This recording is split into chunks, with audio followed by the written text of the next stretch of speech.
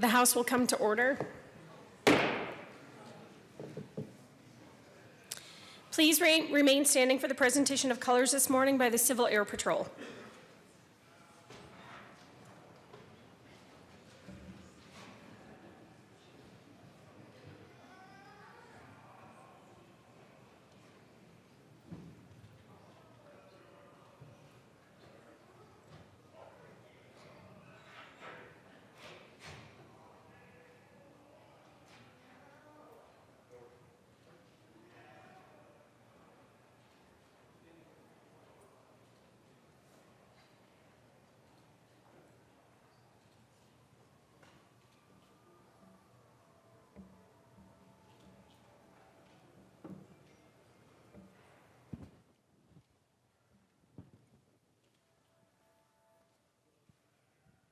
Other guard. Halt. Half left pinwheel. Heart. Freeze that. Off.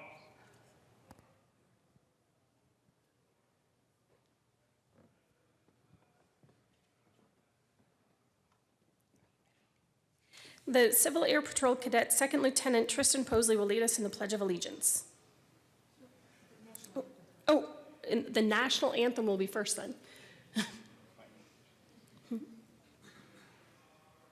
Oh, say, can you see by the dawn's early light what so proudly we hailed at the twilight's last gleaming, whose broad stripes and bright stars through the perilous fight o'er the ramparts we watched were so gallantly streaming, and the rocket's red glare, the bombs bursting in air, gave proof through the night that our flag was still there. Oh, say does that star-spangled banner yet wave o'er the land of the free and the home of the brave? Colors. Order. Arms. Ready. Move.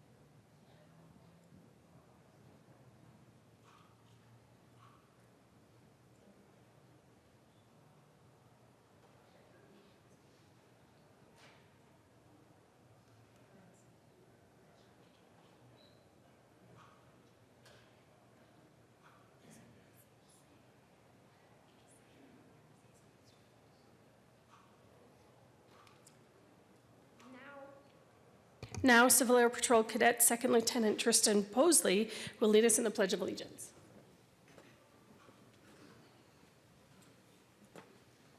Please join me in saying the Pledge of Allegiance. I pledge allegiance to the flag of the United States of America and to the republic for which it stands, one nation, under God, indivisible, with liberty and justice for all.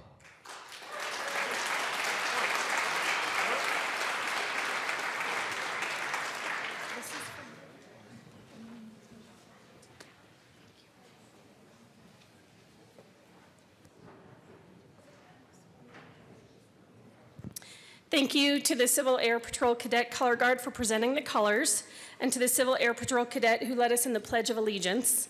We also want to thank Sergeant David Morrill, who led us in singing the national anthem. Mr. Randall, please call the roll. Ready, as you were. Forward, march. Ready, move. Forward, march.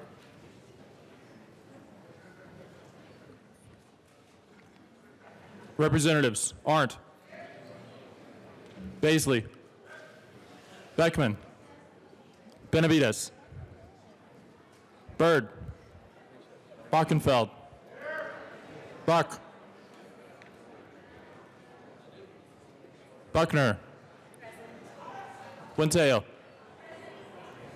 Caraveo, Carver, Catlin, Coleman, Cutter, Duran, Escar, Exum, Froelich, Galindo, Garnett, Geithner, Gonzalez Gutierrez, Gray, Hanson, Herod, Putin, Humphrey, Jackson, Excused. Marquez Lewis, Kennedy, Kip, Kraft Tharp, Representative Kraft Tharp, Landgraf, Larson, Lewis, Liston, Lontine,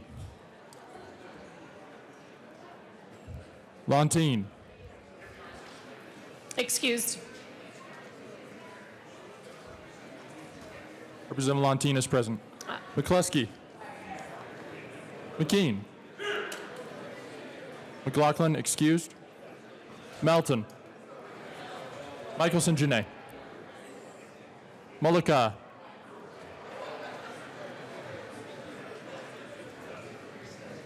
Neville, Pelton,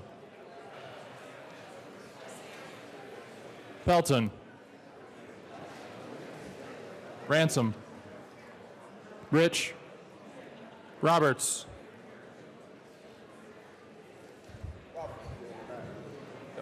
Sane, Sandridge, Singer, Sirota, Snyder, Soper,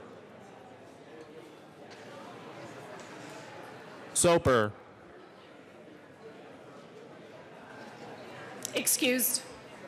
Sullivan, Tipper, Titone, Valdez A, Valdez D, Van Winkle, Weissman, Williams, Wilson. Madam Speaker. With 60 members present, 4 excused and 1 absent, we have a quorum. Representative Caraveo. Thank you, Madam Speaker. I move that the reading of the Journal of Thursday, January 31st, 2019 be dispensed with and approved as corrected by the Chief Clerk. You've heard the motion that the journal be approved as corrected by the Chief Clerk. All those in favor say aye. All opposed say no. The motion is adopted.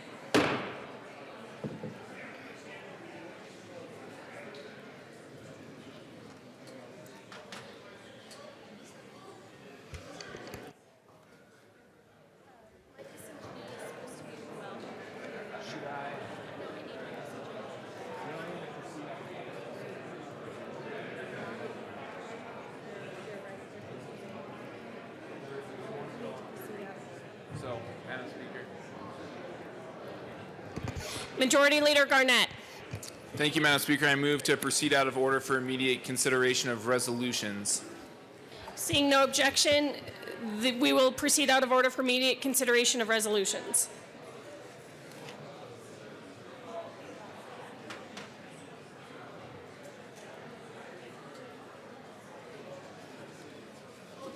Is he ready? Well,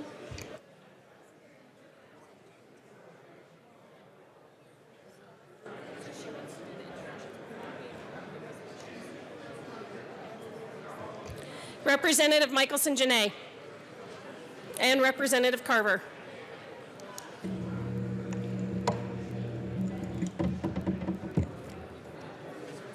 Oh, good.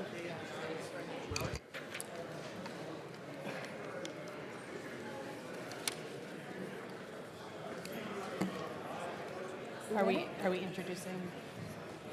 Yes, now we do introductions. So I will start. Do we have to say request out of order for introductions? So introductions now. Introductions and the service medley. Is the service medley before or after introductions? It's after introductions. So you start. Representative Carver. Thank you, Madam Speaker. Thank you, members. If you will please take your seats. It is our honor and privilege to have so many special guests joining us for Military Appreciation Day. And as I introduce you, if you would please stand. Major General Mike Lowe, the Adjutant General of Colorado. If our Members, we're going to hold all of our applause until all of the introductions of guests. Command Sergeant Major William Woods, representing the Colorado National Guard. Command Sergeant Major Ed Macias, representing the Colorado Army National Guard. Chief Master Sergeant James Hoofs, representing the Colorado Air National Guard. Sergeant Major Aaron Bulow, representing NORTHCOM/NORAD. Sergeant Major Michael Davenport, representing Space Missile Defense Command and Army Forces Strategic Command. Chief Master Sergeant Heather Moody, representing Air Force Space Command. Chief Master Sergeant Alexander Boston, representing Schriever Air Force Base. Chief Master Sergeant Brian Tooman, representing the United States Air Force Academy. Staff Sergeant Eugene Johnson, representing the United States Air Force Academy. Sergeant Damalaire Thomas, representing the 4th Infantry Division and Fort Carson. Steve Cajones, Veterans of Foreign Wars State Commander. Jim Torres, American GI Forum State Commander. Dick Smith, Military Officers Association of America State Commander. Gary Force, American Legion State Legislative Chair. Jim Craig, President of the United Veterans Committee of Colorado. We are also joined by numerous other distinguished veterans this morning, and we are honored by their presence. Let us all give them a round of applause.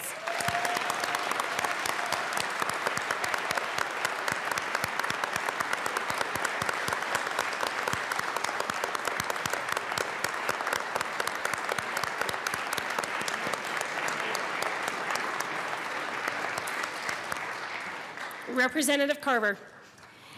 Thank you, Madam Speaker. Members and guests, if you will please be seated. At this time, we will have the playing of the service medley. And as you hear your branch of service song played, for those of you that have served or are serving, if you would please stand during your branch song.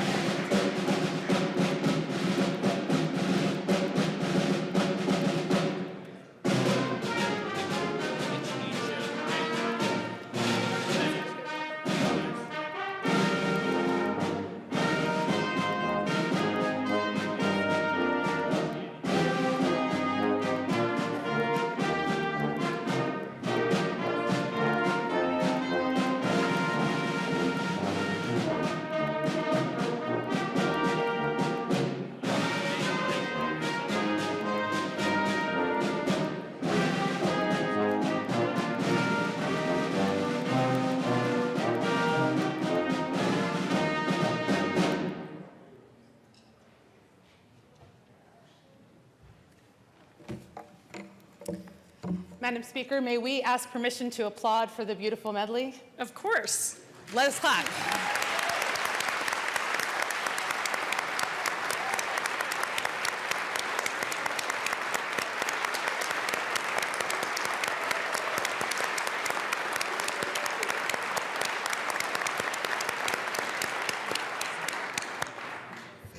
Thank you, everyone, for being here and for your service to our country. We'll hold any announcements and introductions from legislators until after we've adopted the resolutions that we're considering today. Majority Leader Garnett. Thank you, Madam Speaker. Members, each resolution will be read at length. The House will take voice votes on the resolutions and then add co-sponsors. After each resolution is adopted, the House will be in recess to allow comments from any senator who wishes to speak on that particular resolution. Thank you. The House will proceed with consideration of resolutions. Mr. Randall, please read the title of the House Joint Resolution 1007 at length. House Joint Resolution 1007 by Representatives Michelson, Janae, and Carver, also Senators Story and Gardner, concerning recognition of military, veterans, and MIA/POW Appreciation Day.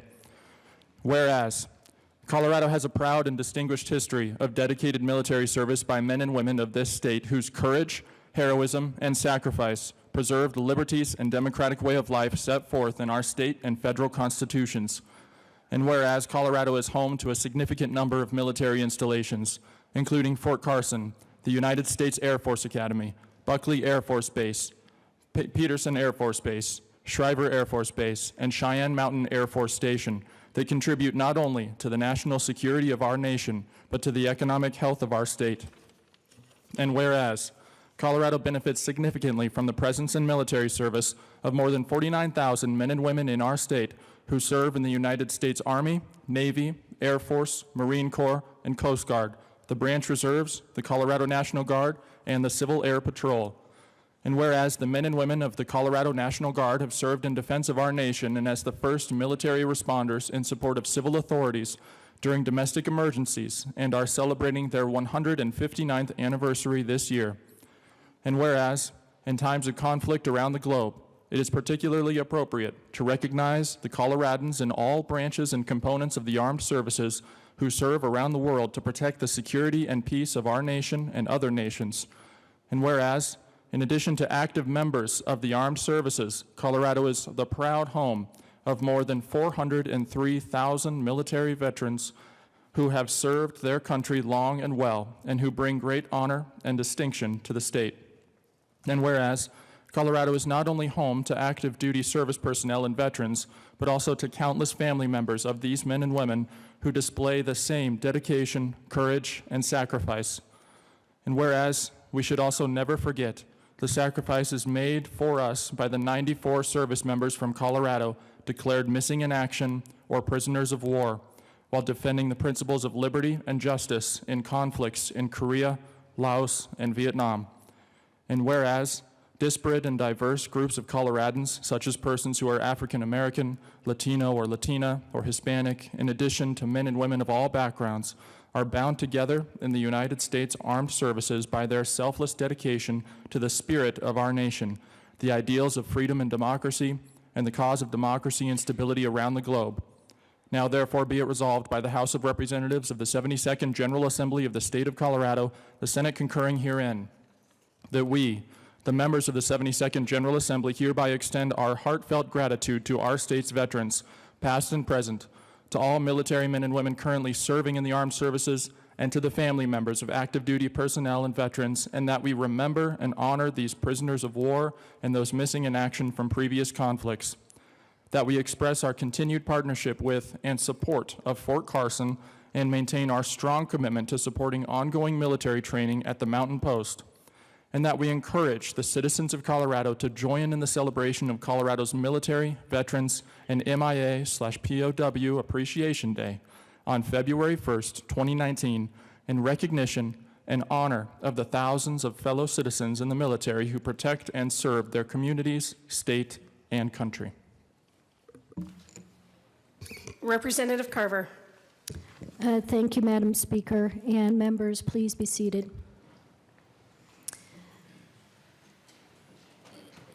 This resolution really speaks to the whole sweep of our history going back to colonial days, where citizens address and defend their country. And that's why, along with Representative Michelson-Janae, we want to move HJ Res 19-1007 in recognition of our military members and veterans and our missing in action prisoner of wars. Representative Carver. Thank you, Madam Speaker.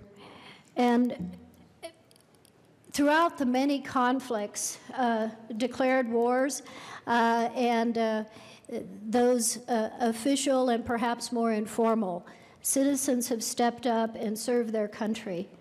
In our current time, I think when less than 1% are wearing the uniform, they and their families, many who are experiencing their 7th, 8th, into double digits deployments on this Military Appreciation Day, we especially recognize the burden that they and their families carry in defense of our country. Representative Michelson-Janae. Thank you, Madam Speaker. It has been a significant honor to work with Representative Carver, who herself is an honored veteran of our country.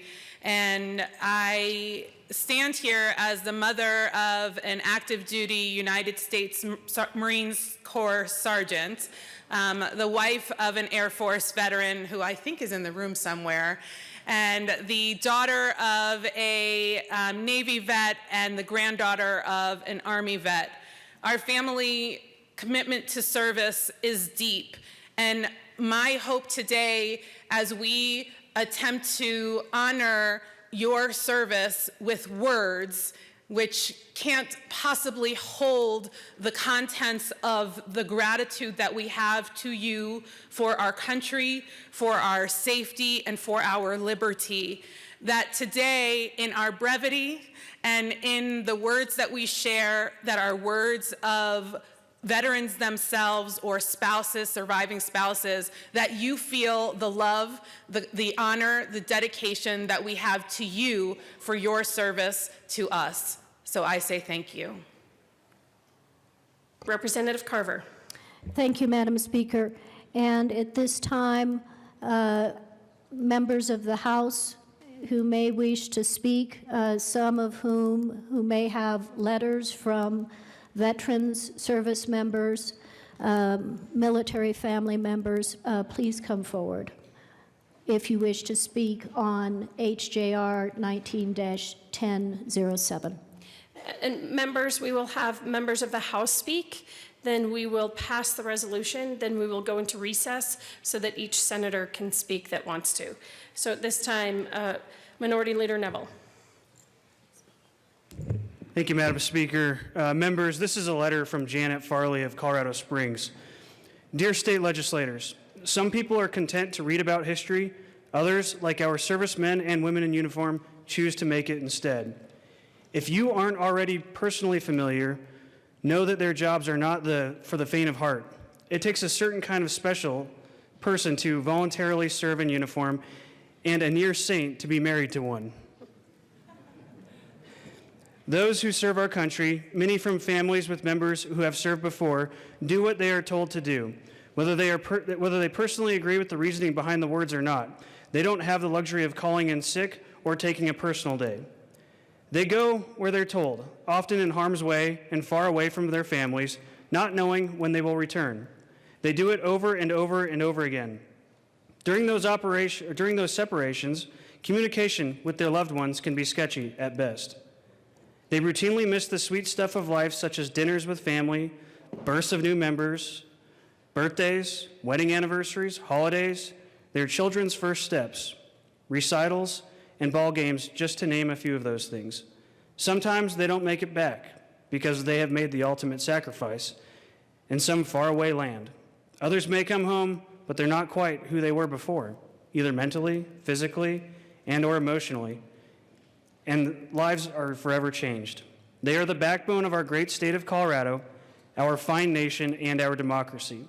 So are their spouses and significant others who assume dual parenting roles and hold down the home fronts while trying to maintain some illusion of normalcy in a life that is anything but normal.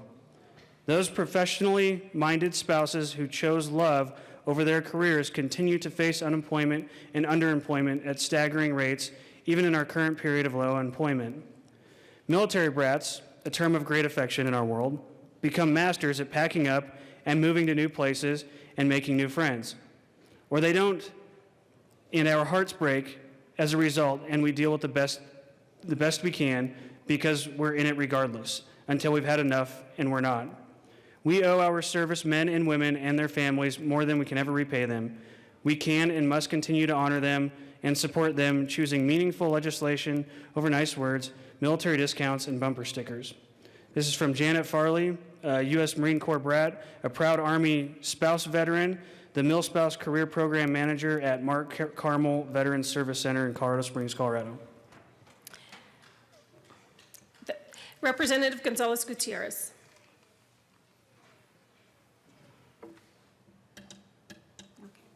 Thank you, Madam Speaker. I'm here to read a letter to you today from Sabrina Elrod from Littleton. And she is the daughter of her father, who is in the military. Hello, my name is Sabrina. I would like to share with you the struggles and joys of being part of a military family. First of all, I'm the oldest child of two. I have a younger brother named Michael. My father has been on deployment twice since my brother and I were born. The first time was when I was 3 and my brother was just born. My dad missed my brother's first birthday while he was on deployment. The second time was last year on October 5th, 2018. We knew it was part of his job to get deployed, but a part of us just wanted to stop time just to be with him longer. My dad has been in the military close to 30 years. Even though there are benefits like ski tickets, seeing jets and tanks, and being proud to stand tall when we hear the national anthem, there are disadvantages when he leaves. I'm sure all of you have heard of Murphy's Law, that awful curse that makes everything go wrong. Well, that's what happens whenever my dad leaves. Recently, we went on vacation to recharge, but when we got home, our house was frozen. It was 20 degrees inside our house, and we could see our own breath. My mom realized our furnace was broken. She called a guy to repair it. It lasted a day and then broke again. For a whole week, all 3 of us slept in the same bed and grabbed as many blankets as possible. Obviously, Murphy kept returning, breaking lights, dishwashers, and a lot more. Although Murphy tried to make us go mad, we stayed strong as a family. Once in a while, my dad calls to see how we are doing. It's always a good feeling to see someone you love safe and alive. As a child, you always think of worst-case scenarios. Seeing those you love with no harm done feels great. It may seem like children are the ones that miss the loved ones most when they're gone, but actually it's way more difficult for the wife or husband. It may not seem like it, but I know my mother misses my dad so much, not just because it's her husband, but because he is what holds her up. He's a shoulder to lean on when she believes she can't do anymore. With him deployed, it's hard for my mom. She looks up to us for support, and sometimes she wants to strangle us. To be honest, my brother and I aren't perfect. We tick her off sometimes. In reality, we have to pay the consequences. I will say this, when a loved one is deployed, your family bond will be tested to the limits. Some days you love them and some days you don't. There is one last thing I would like to say. Those who serve in combat or on the home front in support are some of the strongest people alive. Sincerely, the Elrod family. Representative Ransom. Thank you, Madam Speaker. I am honored today to share a letter with you from Holly Caldwell of Parker. Dear Colorado General Assembly members, it was 1987 and our war was cold, hair was big, and I was lost. As the daughter of a fireman and homemaker, there was no money for me to attend college. Feeling like I had few options and wanting to see the world, joining the military seemed like an opportunity to build my future. Like many U.S. families of humble means, my family members were proud of their service to their country with a legacy that spanned the Revolutionary War, the Civil War, World War II, and the Vietnam War. In December of 1986, my dad provided a signature that allowed me to join the United States Air Force Delayed Enlistment Program, a signature for which my mom would never forgive him. I had turned 17 just 4 months prior. 5 days after graduating from high school, I boarded a plane for the very first time and completed basic training. I celebrated my 18th birthday at Chanute Air Force Base in Illinois while completing tech school to become a weather observer. As an airman, I served at Detachment 15, 31st Weather Squadron in Kaiserslautern, Germany. I proudly supported our pilots in SALT II exercises and traveled extensively. I was able to go to East Berlin just months prior to the destruction of the wall, an experience I will never forget. While attending college courses available at Ramstein Air Force Base, my commander, Captain Carol Thompson, encouraged me to compete for a 4-year AFR OTC scholarship. After 23 months active duty, I was released to earn my baccalaureate degree in nursing. I completed 4 years of ROTC, and in 1993, I graduated with honors and was stationed at Travis Air Force Base in Fairfield, California as a part of the 60th Medical Group. I volunteered to be forward deployed to Camp Pleso in Zagreb, Croatia, as part of the United Nations Mission Operation Provide Promise. I was part of the emergency and trauma team that served UN soldiers from 43 countries. While we were there, we were mortar shelled 3 times and spent the better part of 6 months in flak vests and helmets. Joining the military altered the course of my life and helped me attain my dream of attending college. I am forever shaped by the leadership opportunities I received in the United States Air Force. I was proud to work alongside some of the best trained nurses in the world and have tried to integrate that excellence into civilian care settings. I am forever grateful that my dad inspired me to be brave and contribute to our family's proud military service legacy.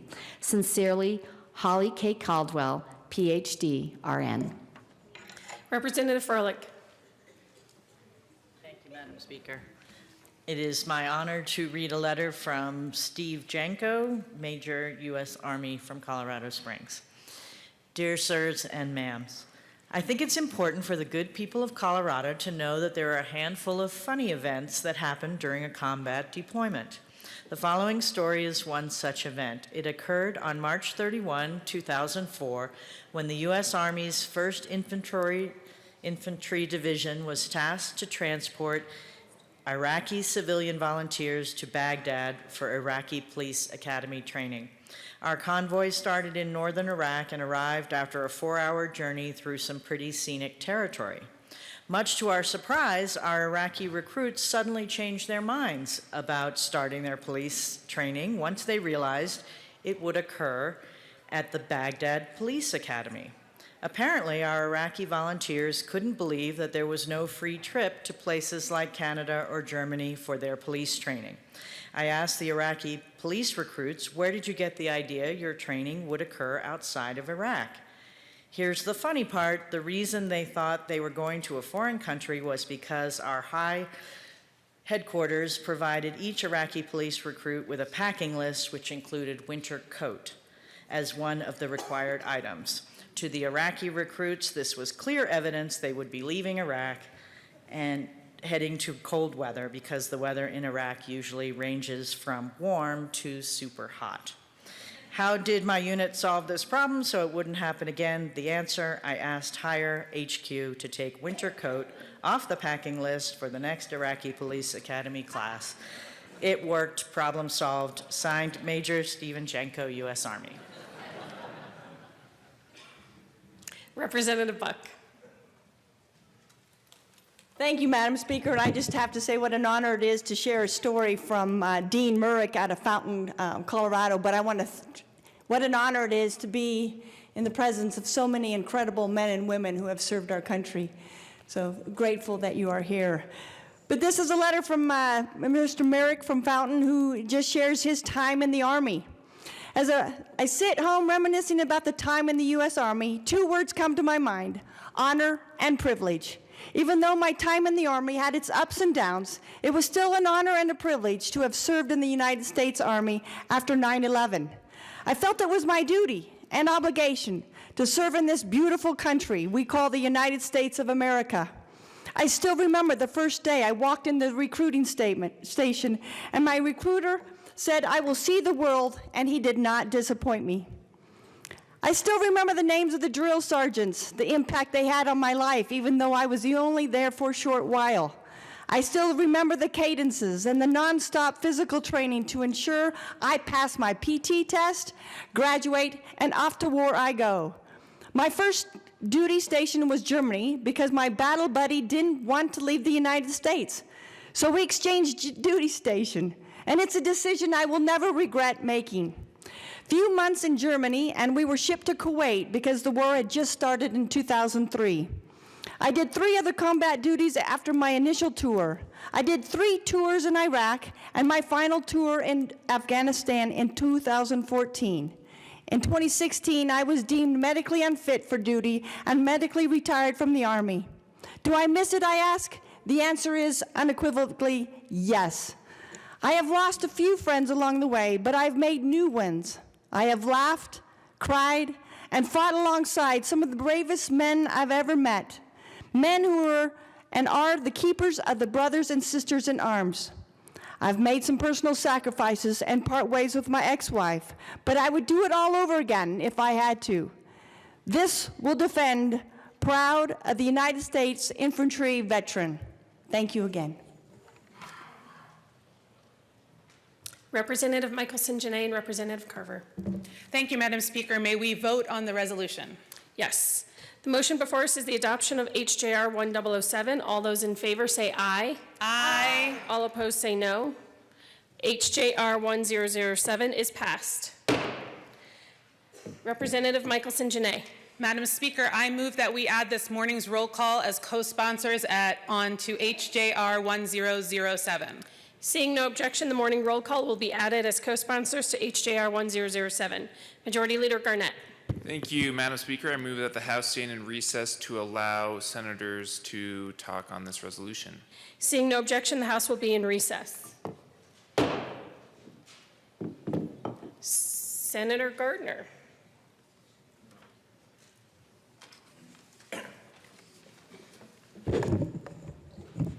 Thank you, Madam Speaker. It's a privilege to be back in the People's House, and I appreciate the opportunity to speak before the chamber. Colleagues, one of the privileges of representing Fort Carson has been the opportunity to be on the invite list, if you will, for many of the hail and farewell events for our troops who deploy and return. For those of us in Colorado Springs, it's particularly meaningful because many of these people are our neighbors. We go to church with them. We serve on community nonprofit boards and organizations with them. We have an excellent organization headquartered in Colorado Springs, Homefront Cares, that emphasizes the need to support our men and women in uniform as well as their families. And this resolution is about families as much as the members themselves. I have a letter, a story written by Patty George. Patty George is the wife of Major General Randy George, the division commander at Fort Carson. Patty is an Air Force or an Army veteran herself. And in 2010, when her husband deployed with his brigade, she wrote this very compelling story about the circle of friends and community. She writes, "It's hard to believe we're on the last quarter of this deployment. 8 months the soldiers have been fighting, but also building in Afghanistan. Over there, the soldiers want to push hard to the end, not only to keep bad things from happening, but also to know that they did make a difference, that the time they spent far away from home, from family and friends, has changed the world in some way. Back here, I think we all want to feel our year without our soldier has not been a year spent in limbo, but instead we can know that we've grown and maybe even become better people during the separation. I've watched young spouses reach out to others during this deployment in ways that make me know God never leaves us alone. He surrounds us with friends who give us strength and hope when we most need it. I have a friend who flew out to attend the funeral of a soldier in her husband's unit. She had never met the spouse of that soldier, but she told me she just knew she needed to be there for that young widow. She made a difference that day for a stranger who has become a friend, and that was the big thing. Probably it's the little things that happen every day, though, that help one see the beauty and strength of the friendships among military spouses. During this deployment year, we've come together in a great circle of friends to celebrate births, to mourn miscarriages, to go on runs together, to listen to tough days, and to have game nights together. Coming together in a great circle of friends to encourage each other to live life and not simply watch it go by for the deployment year. Before the brigade left for Afghanistan, the brigade chaplain brought out a huge American flag. It required hundreds of hands to unfurl it. And once it was completely unrolled, all our hands tightly holding a piece of it, he told the soldiers who were deploying to let go of their piece. The flag started to drop, but it never touched the ground. Those of us who were staying behind pulled a bit tighter, moved a bit closer to fill the space of our soldiers. And the chaplain reminded us that the deployment year would be like this. We would miss our soldier, but if we could come together in a circle of friends, we would have the strength to keep the important parts of our lives together. And he was right. Surprisingly, though, the circle didn't get smaller over the year like we thought it might. It actually grew. It grew with the amazing support from our Colorado Springs community and even support from around the United States. During the deployment, while my family and I have missed sharing moments and memories with our soldier, we made memories with a circle of friends that I would never have met without the trials of separation. Thank you, Patty George, for sharing that story with us and reminding us that the sacrifices are those of the men and women in uniform and their families, their children, as they serve us around the world to keep us safe, to make the American ideals grow and prosper. Thank you, Madam Speaker. Thank you, Senator Gardner. Senator Story. Thank you, Madam Speaker of the House, and may we join together. Representative Cutter. Thank you, Madam Speaker. In the House gallery, we have a group of veterans from Lockheed Martin Space. Lockheed Martin Space headquarters is located in Jefferson County and has been in Colorado since 1956 and currently employs over 7,000 people. Lockheed Martin Space is a national asset making significant impact on scientific discovery, technological innovation, and global security, including building GPS satellites right here in Colorado. Lockheed Martin has also had a long-standing commitment to hiring America's veterans who make up about a quarter of its workforce. Recently, Lockheed Martin Space, along with its Navy customer, decided to move portions of its Fleet Ballistic Missile program to Colorado. The project will relocate portions of the program's manufacturing capabilities as well as engineering positions across all disciplines. Lockheed Martin is actively pursuing local talent, specifically our military and veteran workforce, to staff a number of these key roles, primarily in systems, electrical and mechanical engineering, project management, and business operations. This move will bring over 550 jobs to Jefferson County that will be around for the next 60 years. So it's a privilege to welcome you all today and to be here to honor our military veterans, members of the service. Thank you. Senator Story. Thank you, Madam Speaker. My esteemed colleagues of the Colorado House of Representatives and the Colorado Senate, it is my distinct honor and pleasure to welcome our distinguished guests this morning to the chambers of the Colorado House of Representatives.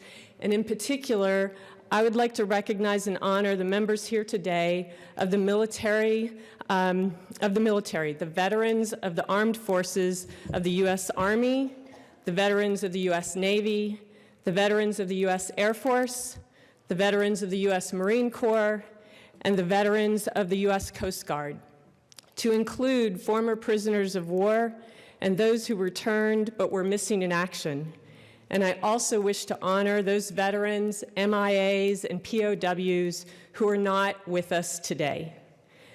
I am exceptionally grateful for your extraordinary dedication, your selfless commitment, and admirable sense of duty and service to the people of Colorado and indeed to the United States of America.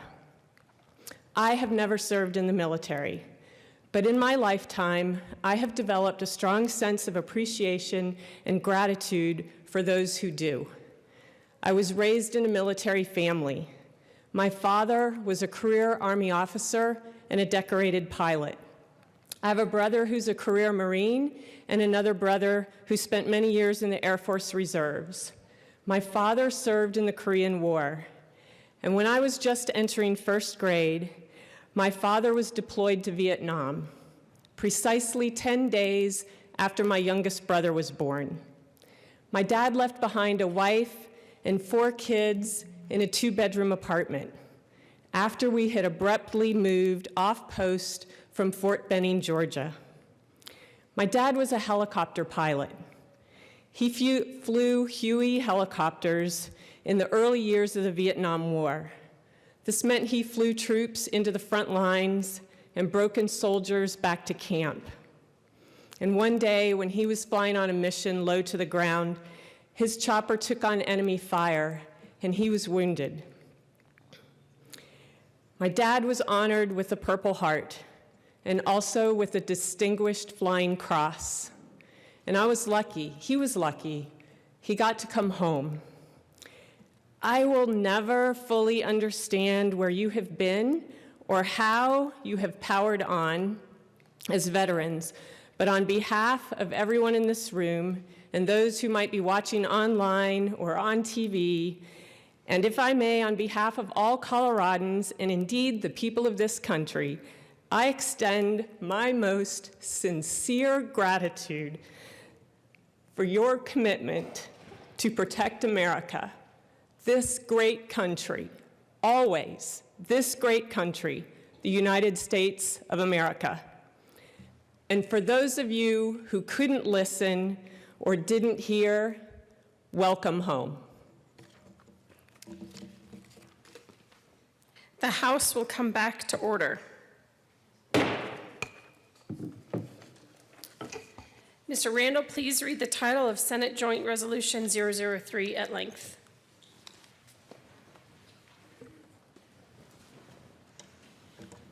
Senate Joint Resolution 3 by Senator Garcia, also Representatives Escar and Buenteo, concerning the 51st anniversary of the capture of the USS Pueblo by North Korea. Whereas the USS Pueblo was originally launched as a United States Army cargo ship in 1944, but was transferred to the United States Navy and renamed the USS Pueblo in 1966. And whereas the USS Pueblo was named for the city of Pueblo, Colorado, and the county of Pueblo, Colorado, and was the 3rd ship in the naval fleet to bear the name Pueblo. And whereas, after leaving Japan in early January of 1968 on an intelligence mission, the USS Pueblo was attacked by the North Korean military on January 23, 1968. And whereas, according to United States naval authorities and the crew of the USS Pueblo, the ship was in international waters at the time of the attack. And whereas one crew member of the USS Pueblo was killed during the attack, and 80 crew members and 2 civilian oceanographers were captured and held for 11 months by the North Korean government. And whereas this year marks the 51st anniversary of North Korea's attack on the USS Pueblo and her crew, and whereas the USS Pueblo is still in commission in the United States Navy, but continues to be held by the North Korean government and is currently a museum in Pyongyang, North Korea. Now therefore be it resolved by the Senate of the 72nd General Assembly of the State of Colorado, the House of Representatives concurring herein, that we, the members of the General Assembly, recognize the bravery and sacrifice of the crew of the USS Pueblo, that we take pride in the fact that the USS Pueblo bears the name of a city and a county in Colorado, and therefore the citizens of Colorado should be aware of the incident that occurred with the USS Pueblo 51 years ago, and that we continue the call for Kim Jong-un and the North Korean government to return the USS Pueblo to the people of the United States, that we hereby designate January 23rd of each year as USS Pueblo Day, a day to remember and honor the brave crew of the USS Pueblo. Representative Escar. Thank you, Madam Speaker. We move for the adoption of SJR 003. The motion before us is the adoption of SJR 003. All those in favor, please say aye. Aye. All opposed, say no. The motion is adopted. Representative Escar. Thank you, Madam Speaker. And members, thank you for once again voting to support this resolution. This will be the 5th year I've been down at this well on this day speaking about this issue. North Korea has had the USS Pueblo for so many years. And I know that every year we send a resolution out asking for the return of this ship. As a native of Pueblo and as a granddaughter of a Navy veteran and an Army veteran, I'm standing here again today asking for North Korea to return this ship back to America. This year, when we were researching what to do and what to say and what could be different on this resolution for the USS Pueblo, I was excited to find a story from a veteran to share with you all, and I'd like to do that now. This is from Jack Rutter from Alamosa. I was born and raised in Pueblo County, Colorado, and graduated from Rye High School in 1966. I joined the U.S. Air Force while still in high school with a 120-day deferment to finish my senior year. I reported for duty on September 1st, 1966. I attended basic electronics school at Lowry Air Force Base, Colorado, and aircraft radio maintenance and repair school at Kessler Air Force Base, Mississippi. After graduation, I was assigned to Cannon Air Force Base, New Mexico, arriving during the summer of 1967. While stationed there, I worked on radios on F-100 Super Sabre fighter bombers for the 524th Tactical Fighter Squadron. Our mission at Cannon was to train F-100 pilots in weapons delivery before they were deployed to South Vietnam. As an airman first class, I was assigned to the 524th TFS mobility team, meaning that if there was a national emergency and my fighters were required to deploy and defend our country, I would be a part of the maintenance support personnel that would be required to accompany our fighters. We would have monthly mobility drills. The sirens would sound, and we would all meet in the hangar just to be told that the recall was just a drill. On January 23rd, 1968, we were again awakened by the base sirens. But this time, I had the first sergeant pounding on my door, saying, "Mobility to the hangar. This is not a drill." When I arrived at the hangar, there was a C-130 loading mobility spare parts and equipment along with mobility support personnel, and our F-100 fighters were lined up at the end of the runway, ready to deploy. From the scuttlebutt in the hangar, I learned that North Korean Navy had captured Pueblo. Pueblo being my hometown, I had some concerns and many questions. What did the North Koreans want with Pueblo? Why had they chosen Pueblo when there seemed to be much more important targets to attack? How did the North Korean Navy get to Pueblo, since the Arkansas River is usually dry this time of year? Finally, we were told to stand down. It was the next day before I found out that the U.S. Navy had a ship called the USS Pueblo that was patrolling off the coast of Korea when it was surrounded and captured with the crew taken hostage. I didn't know why we didn't get our ship back, but I was happy to know that they weren't talking about my hometown of Pueblo, Colorado. That was 51 years ago, and I still have dreams of our getting the USS Pueblo returned to the United States waters. It's sailing up the Arkansas River and parking itself in downtown Pueblo, Colorado. Jack Rutter, Vice Chairman, Colorado Board of Veterans Affairs, Rio Grande County Veteran Service Officer. Mr. Rutter, thank you for submitting this story. I think I speak for all of us in Pueblo when I say we too dream of the day when the USS Pueblo possibly can get up the Arkansas River, but at least having a place back home. Representative Buentello. Thank you, Madam Chair. Thank you, distinguished guests, ladies, gentlemen, and your families for joining us today. I just wanted to take a moment and say thank you for your service. It's a hard road. I myself did not serve, but I come from 3 generations of Marines and Army men and women. And thank you to your families for supporting you. I remember the first time my husband deployed, and it was so unimaginably hard on all of us. And here I was thinking I was used to it at being a military brat. Thank you so much for supporting the men and women who served. And ladies and gentlemen, thank you so much for your service. Today I have a letter from Gary Toby from Centennial regarding the USS Pueblo, and I'd like to read it, share it with you. In January of 1968, I was ready to attack North Korea in support of the USS Pueblo. I flew 188 combat missions over North Vietnam, but here was my Pueblo crisis. I was a Navy attack pilot aboard the aircraft carrier USS Enterprise. The massive ship had just crossed through a vicious North Pacific storm with green water over the bow, normally 60 feet above the waterline, right through the jet engines of aircraft on the flight deck. After Liberty and Sabeo, Japan, we departed for Southeast Asia. Suddenly, the ship was turned north, heading through the Strait of Tsushima into the Sea of Japan, the frigid Sea of Japan. What was going on? General quarters, all hands man your battle stations. The North Koreans have captured a U.S. ship. We're going to help. The air temperature was 0 degrees. The water temperature was 30 degrees, chill factor to the bone. The order, launch test flights of aircraft that took salt water through the engines. 200-foot overcast with solid clouds to be above 30,000 feet. In the cold water, my hands had become useless in about 40 seconds.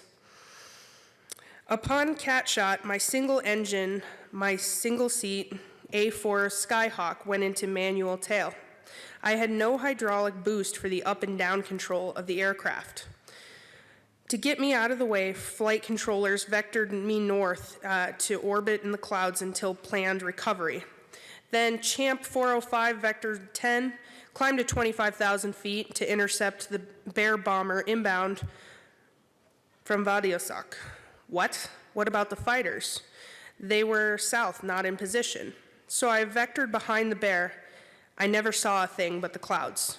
Maybe the Russians and the Bear worried about me, but they flew right over the Enterprise and no bombs dropped. Yes, I made a successful carrier landing. As we steamed north, we planned attacks on Wonsan in North Korea, both with conventional weapons and nuclear weapons. My fire squadron skipper, Dick Seymour, was selected to lead the 40 or 50 aircrafts in the conventional attack. He selected me to be his wingman in honor. I would likely be number 2 conventional or number 4 in the nuclear attack. We were ready. Return was not likely. And then intelligence said the USS Pueblo was tied up in Wonsan long ago. Nobody knew where the crew was. It was futile. The attack was called off. We sailed directly to the Gulf of Tonkin and into the fight, defeating the 1968 Tet Offensive in Vietnam. Years later, I met a retired Navy captain who had been on staff of the Admiral of the Pacific Fleet, who was absolutely going to attack. For a sleepless day and a half, the staff argued, weighed the probable losses, the fate of the Pueblo crew, and finally convinced the Admiral in Washington not to attack. Luckily, I flew 0 missions in support of the Pueblo. Gary Toby, then Lieutenant, now Colonel, Civil Air Patrol. Representative Valdez.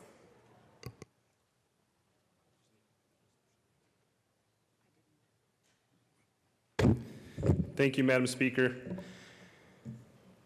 It is truly an honor to be here and to read a letter from Sally Montanet Pueblo, but also my father, who is watching at home, who served in the Korean War, my stepson, who served as a Marine, and also my son-in-law, who continues to serve in the Army. I want to thank each and every one who is here today. Thank you for your service, and thank you for those who will continue to serve, whether it be on land, air, or sea.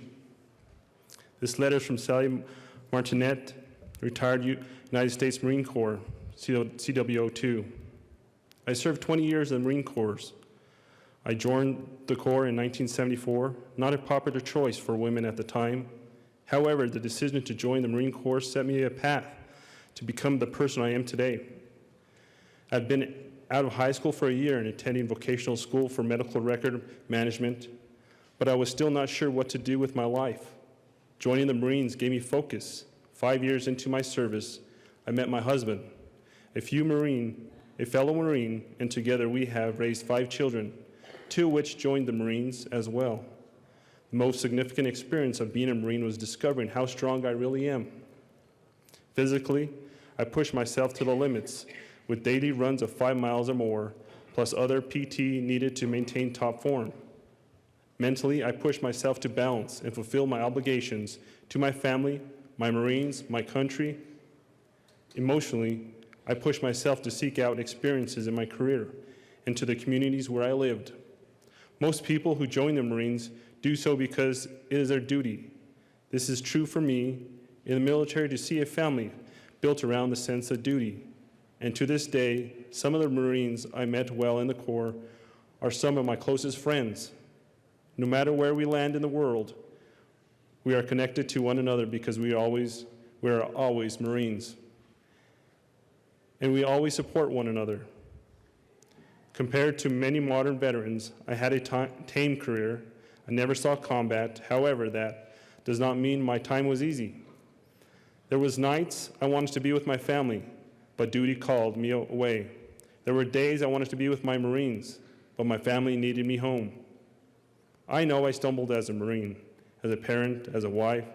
Most of the time, God and I were probably the only ones to see those stumbles, but they were there.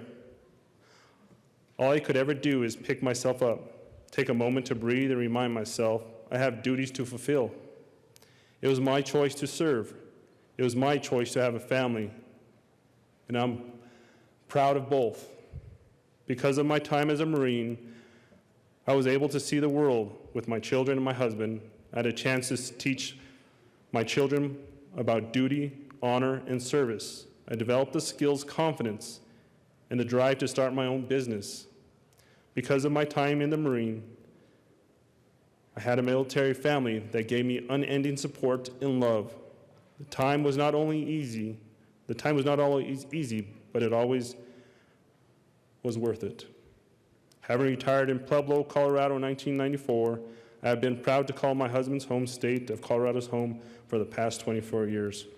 Sincerely, Sally Montanet Pueblo. Thank you, and thank you to all those. Thank you, Madam Speaker. Representative Escar. Thank you, Madam Speaker, and members, thank you for allowing us to share this resolution with you all once again this year. Madam Speaker, I move that today's roll call be added as co-sponsors. Seeing no objection, the current roll call will be added as co-sponsors to SJR 003. Majority Leader Garnett. Thank you, Madam Speaker. I move that the House stand in recess to allow senators to speak on SJR 003. Seeing no objection, the House will be in recess. Are there any senators who would like to speak? Seeing none, the House will come back to order. Mr. Randall, please read the title of HJR 1008 at length.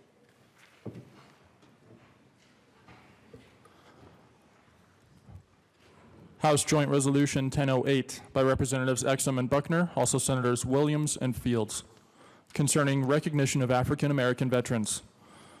Whereas the military history of African Americans spans from the arrival of the first enslaved Africans during the colonial history of the United States to the present day, and whereas African Americans have participated in every war fought by or within the United States, including the Revolutionary War, the War of 1812, the Mexican-American War, the Civil War, the Spanish-American War, the Indian Wars, the World Wars, the Korean War, the Vietnam War, the Gulf War, and the wars in Afghanistan and Iraq.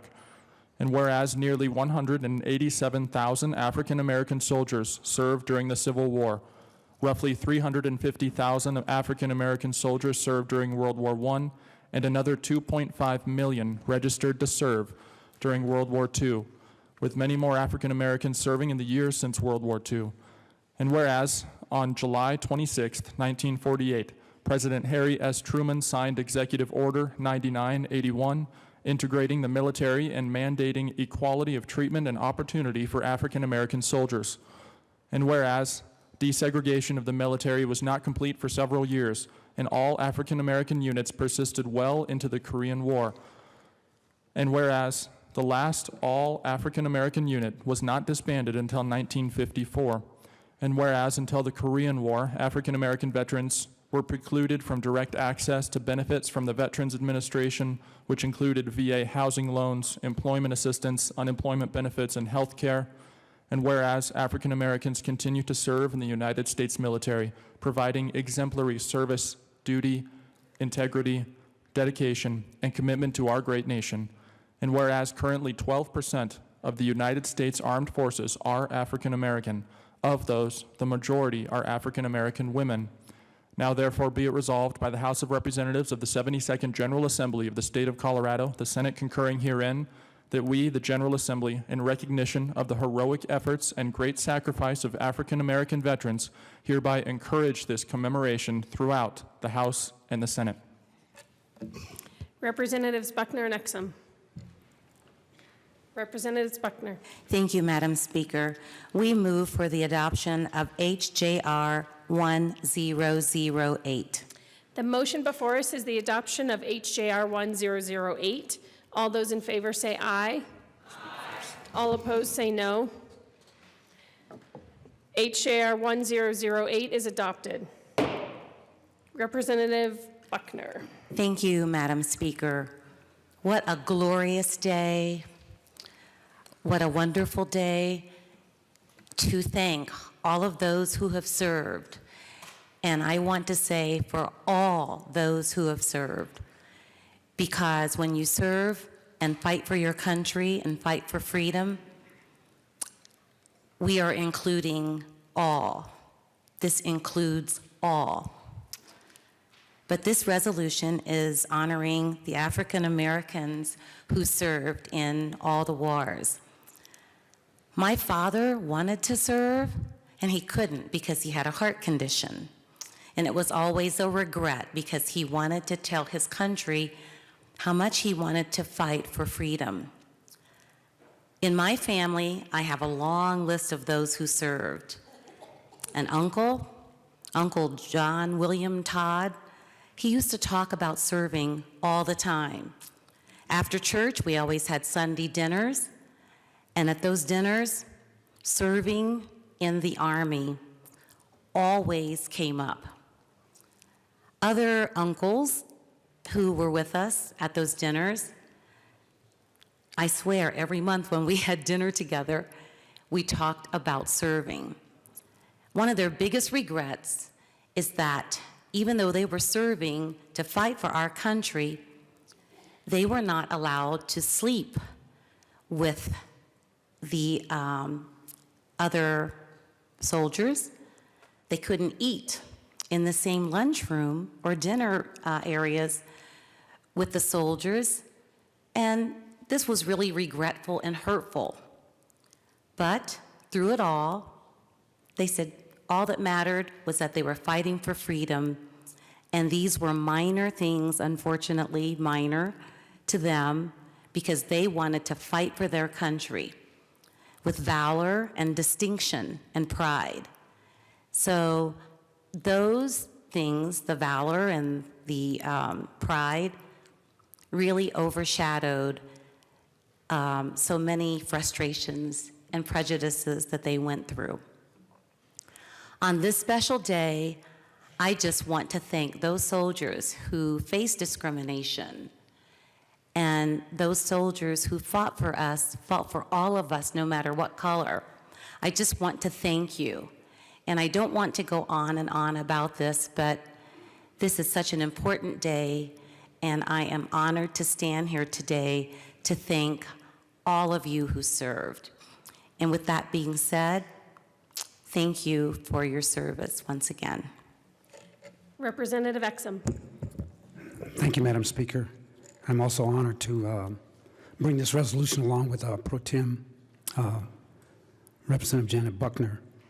And I also wanted to acknowledge all those that are in the room, all the African Americans in the room that have served and their family members. Thank you for being here, and thank you for your service. You know, African Americans have served in the military from the very beginning, American history, as you heard stated in the resolution. From thousands of black soldiers, both slaves as well as freed from all 13 colonies who fought in the Continental Army during the American War, from the independence of Great Britain, and many who also served in the state militias. To black slave soldiers forced to work on ships as substitutes for their white masters, to Private Howard P. Perry, the first African American to enlist in the U.S. Marines in 1942, to Colonel Guillaume Buford, first African American astronaut to go into space, and a couple others that some of you remember. The first black chairman of Joint Chief of Staff, Colin Powell. Again, I'm honored to bring this resolution and thank all the African Americans that are here and that have served in the past wars. Thank you. Thank you, representatives. Do you want to move the current roll call? Yes, thank you, Madam Speaker. I move that the current roll call of the House be added as co-sponsors. Seeing no objection, the current roll call will be added as co-sponsors to HJR 1008. Are there any other representatives? Majority Leader Garnett. Thank you, Madam Speaker. I move that the House stand in recess to allow senators to address HJR 1008. Seeing no objection, the House will be in recess. Senator Williams.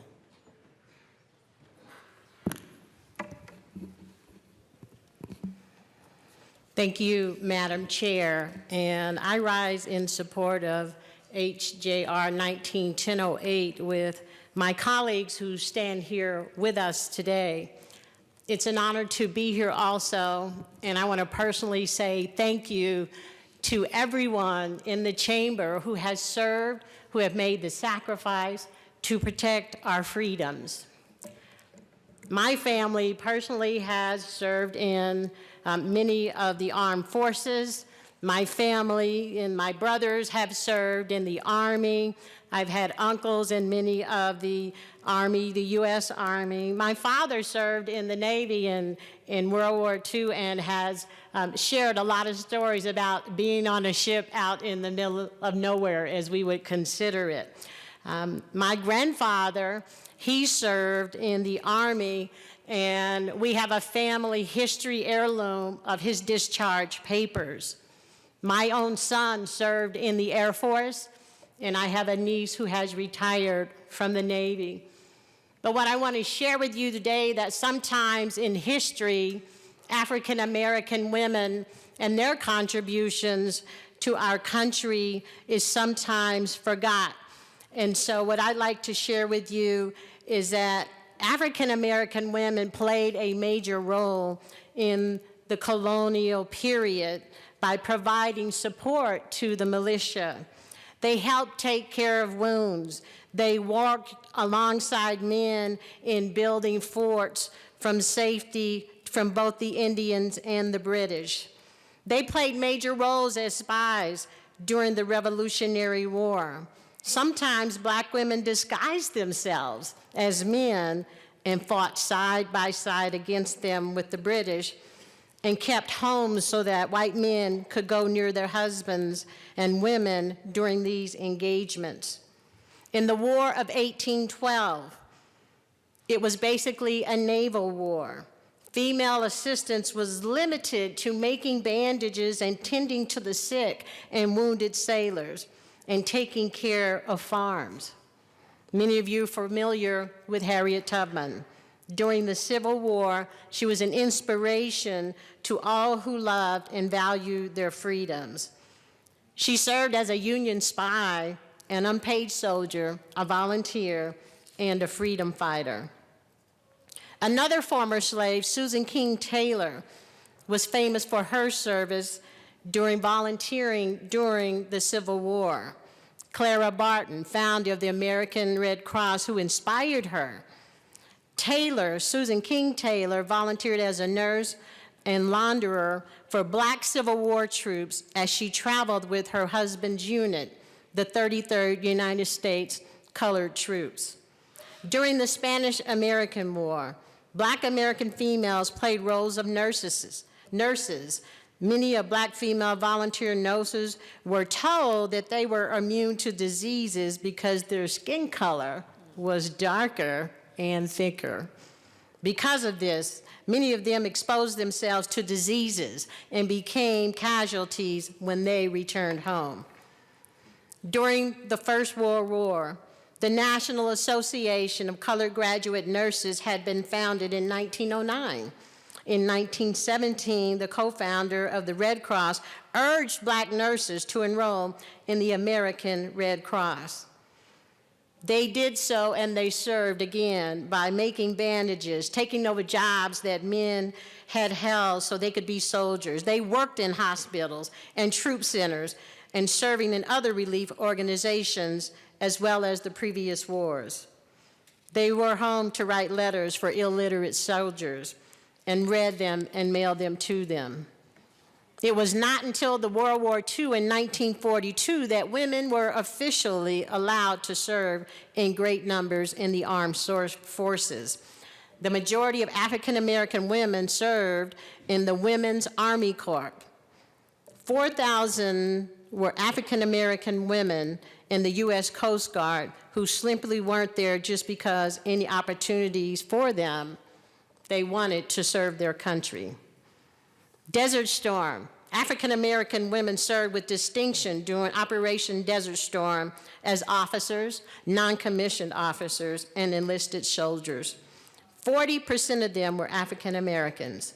These women endured the heat and the primitive conditions, no electricity, no running water, no bathrooms, and sanitation details were limited.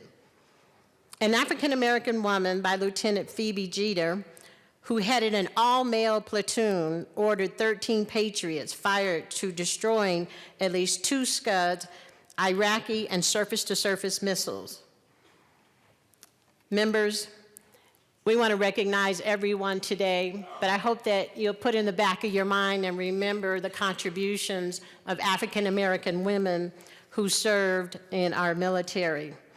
Madam Speaker, I would ask for your permission that we could ask all of our African American personnel, veterans in the chamber to please stand.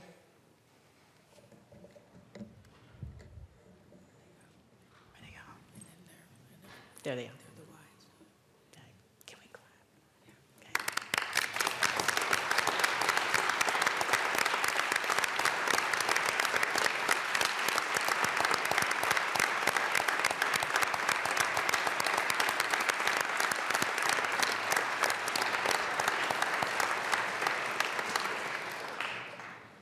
Thank you for your service.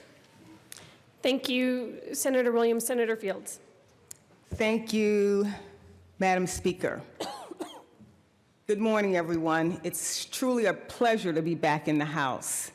This is a very special day whenever we get the opportunity to recognize and pay tribute to those who serve in the military and those who are veterans.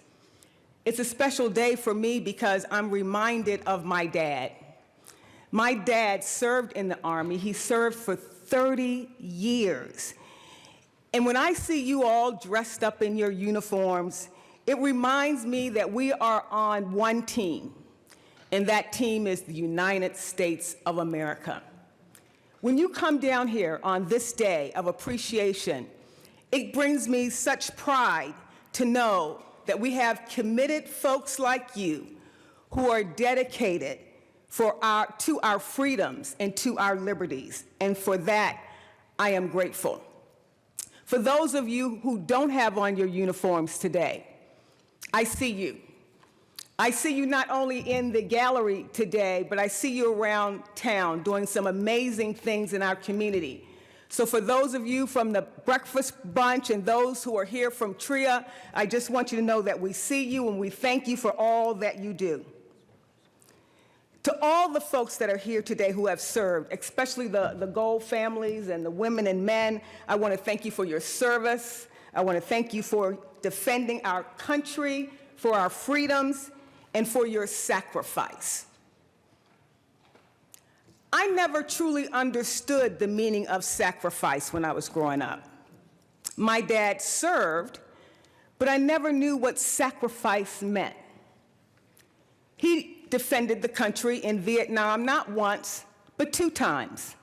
And while he was defending our country in Vietnam, he never ever shared his story with me. I never knew the conflict that he was confronted with day after day after day. My mom never told me. I never knew the challenges that he faced, the bloodshed that he saw. I never knew what he was confronted with because he never talked about war. So to this day, I don't understand the trauma or the experience of war because it was never shared at my Sunday family dinners. My dad never talked about it. And that's missing from my experience. My dad joined the Army right after high school. He raised his hand, he took the oath, and he went out and he served. He did so because he felt that was the pathway to the American dream. My mom fell in love with a soldier. They met up at Fort Meade in Maryland. I am a product of that marriage. And I stand before you today because of the upbringing that I was afforded through a military life. My mom and dad are no longer with me. My dad died of complications of cancer because he was exposed to Agent Orange. I didn't even know that until reading his death certificate. So moving forward, if I say thank you for your service, I will also ask you to tell me your story. Thank you. Thank you, Senator Fields and Senator Williams. Are there any other senators who would like to speak on this resolution? And the House will come back to order. Mr. Randall, please read the title to House Joint Resolution 1009 at length. House Joint Resolution 1009 by Representatives Weissman and Landgraf, also Senators Cort and Crowder. Concerning the recognition and remembrance of military veterans in Colorado who served in the Vietnam War. Whereas, United States military involvement in the Vietnam War began in the Republic of South Vietnam in the 1950s and continued until 1975, involving North Vietnamese regular forces and Viet Cong guerrilla forces in armed conflict with the United States Armed Forces and the Army of the Republic of Vietnam. And whereas, during this period, more than 2,700,000 American soldiers both volunteers and draftees, served tours of duty in Vietnam, with a total of more than 9 million active duty personnel in what was an extremely long, difficult, and complex war. And whereas more than 58,220 members of the United States Armed Forces, including 623 Coloradans, lost their lives in Vietnam, and more than 300,000 members of the United States Armed Forces were wounded. And whereas, in addition, more than 2,500 members of the United States Armed Forces were listed as prisoners of war or missing in action, including 41 Coloradans, 24 of whom remain unaccounted for. And whereas, according to the Denver Regional Office of the Federal Department of Veteran Affairs, as of 2014, an estimated 7 million members of the United States Armed Forces who served their country during the Vietnam era are still alive today, including more than 120,000 Coloradans. And whereas, on January 27, 1973, the Paris Peace Accords were signed, which required the release of all United States POWs held in North Vietnam and the withdrawal of all United States Armed Forces from South Vietnam. And whereas the United States Armed Forces completed the withdrawal of combat units and combat support units from South Vietnam by March 30th, 1973. And whereas, on April 30th, 1975, North Vietnamese regular forces captured Saigon, the capital of South Vietnam, marking the official end of the Vietnam War.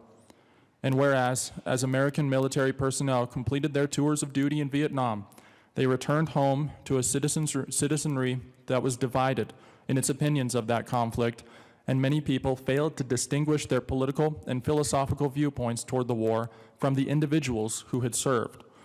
And whereas, in the intervening decades, our citizenry has come to understand more clearly the importance of recognizing and respecting the service of military veterans, regardless of any other opinions or issues.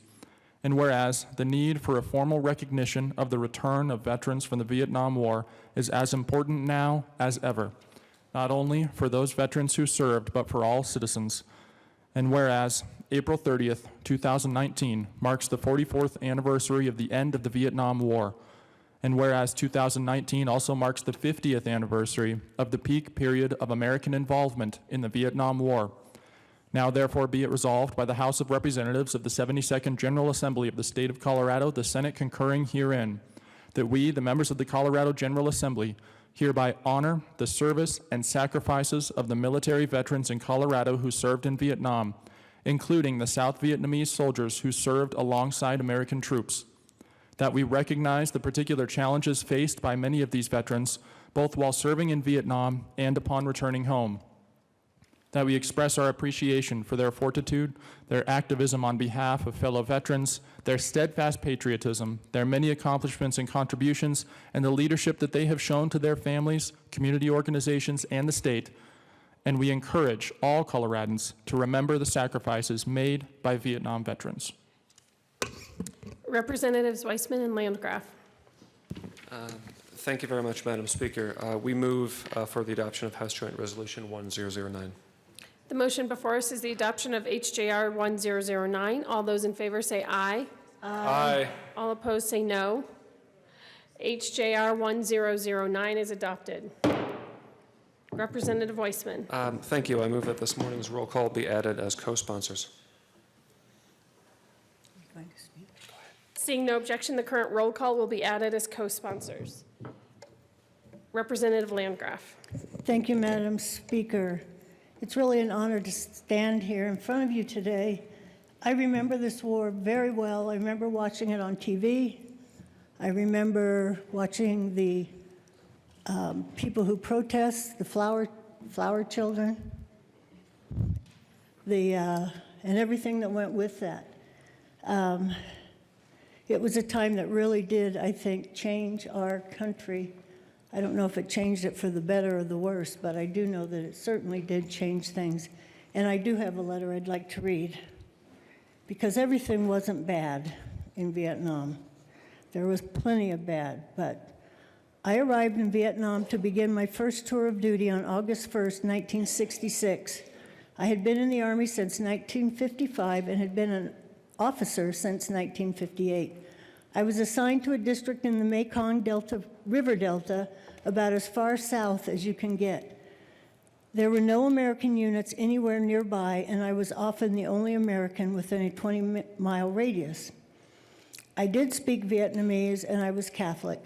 My district contained about 21,000 Catholics who had escaped from North Vietnam, along with another 30,000 Buddhists of varying types, along with 14,000 animists and ancestor worshipers. The area had been developed by the people from the north and was crisscrossed by many hand-dug canals. There was only one paved road which ran from north to south. The village where I lived in a compound with a company of regional force soldiers, Vietnamese, and their families was called Kien Tan. I made friends with many of the soldiers and people in the village. I went to the market every day. We were in the compound and bartered for fresh food. I went to the local Catholic church every Sunday where I often served at Mass. Mass was in Latin, which I had learned as a boy. I attended weddings and funerals, school plays, and award ceremonies. When I left a year later, I had a much greater appreciation for their hopes, their dreams, their problems, and how determined they were to avoid the Viet Cong winning. When General Westmoreland went on TV and said the mission of the American Army was to seek out, fight, and destroy the enemy, while the Vietnamese Army was to defend the consolidated area, I had a Vietnamese lieutenant come to me in tears and tell me we were worse than the French colonists. I knew then that we were going to lose that war. I spent another 15 months in Vietnam and other places and found the same charming, intelligent, and resilient people who love their families above all. I don't want to leave you with the impression that everything was peaceful and fun. I was in combat at least 3 days every week. I earned a combat infantry badge, 2 Vietnamese crosses of gallantry, and a U.S. Bronze Star for valor. I was wounded by bayonets in 3 separate actions. I made combat assaults out of old Vietnamese CH-34 helicopters and from the South China Sea into the U Minh forest of mangrove swamps from Vietnamese fishing boats. I waded through swamps and picked off dozens of leeches each time. I treated wounded soldiers when no medic was present. I delivered 16 babies when no midwife was available. I never served in an American unit in Vietnam. I was one of the lucky ones who came home. Sincerely, James A. Landgraf, U.S. Army. Representative Weissman. Thank you, Madam Speaker. And members, I was born in 1977, 2 years after our country's involvement in Vietnam ended. But nonetheless, this resolution is somewhat personal for me because of the millions who went to Vietnam. My father was one of them. He was in country in 68, 69 specifically, right after things started getting particularly intense over there in early 68 with the Tet offensive. And as Senator Story alluded to, he was one of the lucky ones. He came back. As Senator Fields alluded to, he didn't talk about it very much either, and he still doesn't. But I wanted to comment briefly on 3 things that I think distinguish that war and those who served in it. One is, and we heard about this before too, sometimes those who have suffered physically from their time over there only came to understand those consequences decades later, through Agent Orange or other exposure, whether it's cancer, whether it's diabetes. There are long-term consequences of those things that some veterans are still living with today.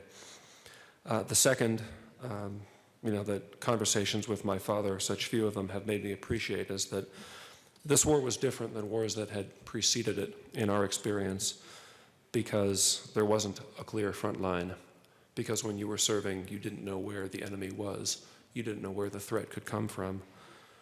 And that required for all of those who served there a particularly heightened kind of vigilance.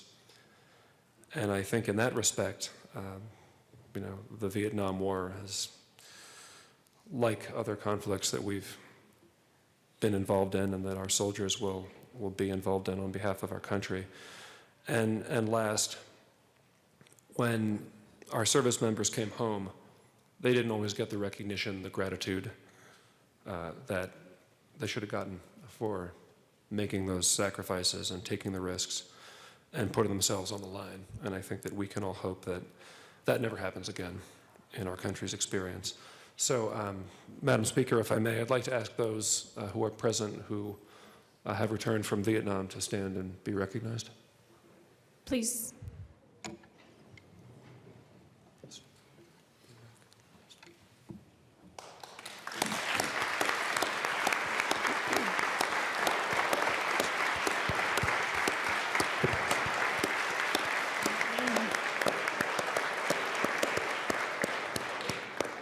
Thank you, members. Thank you. Representative Sullivan. Thank you, Madam Speaker. My mother and father were both in the Air Force. I was born on an Air Force base. The first probably adult decision I ever made was one of the easiest decisions I ever made. And that was in August of 1974 to join the U.S. Air Force. Now sit down, please. You can't do this every time. In August of 1974, I joined the Air Force. And as I say, it was the easiest thing I ever did because I thought everybody's dad came home in fatigues, because my dad did. We grew up on Air Force bases. It's just what you did. And 1974 was at the end of the Vietnam conflict. I never did go over.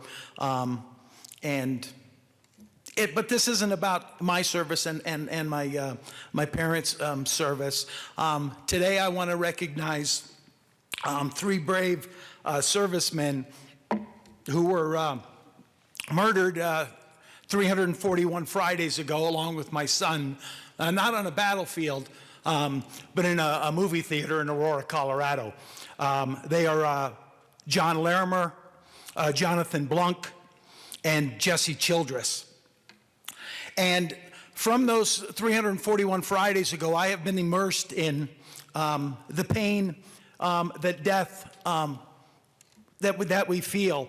And in that realm that I have been traveling in these six plus years, I've reached out more to my brothers and sisters that I served with in the military. And it was unknown to me the struggles that they live with each and every day. The ones who are lucky enough to come home, and we have a tremendous problem with our military when they come home with our with suicides, and we're doing a lot better at it. The figure that we used to talk about for the longest time was that 22 veterans a day commit suicide. That number is down to less than 17. You would think 5, that's 1,500 a year that we're saving, but we're still losing 17 a day. The only way we can stop something like this, I believe, is to actually talk about it, to actually have the courage to do something about it. And I believe that we are, but we still have more to do. And I believe someday we will get it completely done. Thank you. Thank you, Representative. Representative Liston. Thank you, Madam Speaker. Members, I had not intended to come down, but listening to Representative Landgraf and others, in 1965, I was a young boy of 12, and I remember the Vietnam War very, very clearly because it was televised day in and day out. I grew up on an Air Force base all my life, Air Force bases all my life. My father was a career pilot. And I want to relate the story to you of 1965, 1966. unbeknownst to me, of a young man who was a fighter pilot in Vietnam. He went over, he flew 105s, the thuds. It was a big, slow fighter bomber that was an easy target. He did 100 missions over North Vietnam, 100 missions. World War II, just put that in perspective, pilots did 25 to 35 missions just to get out. Well, he did 100 missions. I said he and his colleagues. He did 100 missions. He went over there, his hair was your color, brown. And a year later, after his 100 missions, he came out, his hair was white, solid white. His best friend in flight school got shot down and spent 6 years in the Hanoi Hilton, 6 years of his life, in the prime of his life. But this young man, after 1966, he wasn't done. He went back in 1970 and did another 100 missions over North Vietnam. And this time, he was shot down. But fortunately, he was able to bail out over the South China Sea and was picked up and returned to duty and probably flew more missions. I'm sure he did. And as the story goes forward, in I guess it was 2014, whenever that was, just a few years ago, I was very privileged and honored to be with that young man and his comrades. They're part of a group that doesn't get much attention, but they give back to this day. They're called the Red River Valley Fighter Pilots Association. It is the group of men, because women weren't flying over North Vietnam in those days, the group of men, pilots, EWOs, electronic warfare officers, co-pilots, that all flew over North Vietnam. They formed this organization right after the Vietnam War, 1975 or so, the Red River Valley Fighter Pilots Association. And it's not just a bunch of guys that get together and drink and crowds around. It's not that type of organization exclusively. They give back to their community. Fighter pilots are a different breed, I can tell you that. The gentleman back here would know that very well. But they meet once a year, and they do reminisce, but they give so much back to their community. They give scholarships, significant scholarships of their own money to children of veterans and so forth. And so as a tribute to that organization, which is still very active today, the Red River Valley Fighter Pilots Association. And by the way, that young man is my brother-in-law, Bill Ricks, who I just saw last weekend. Great, great guy. And all of those men, if you're around that group of the Red River Valley Fighter Pilots, please sit down, that's okay too. You're really amongst heroes for what those men sacrificed. And all of the men who were in the Hanoi Hilton, of which there were many, I've met a couple of them, I've met several of them. I can say what they gave and they sacrificed. So here's a tribute to the men and women who flew over North Vietnam in the Red River Valley Fighter Pilots Association. Thank you. Thank you, Representative Liston. Majority Leader Garnett. Thank you, Madam Speaker. I move that the House stand in recess so senators can address the House Joint Resolution 1009. Seeing no objection, the House will be in recess. Senators Court and Crowder.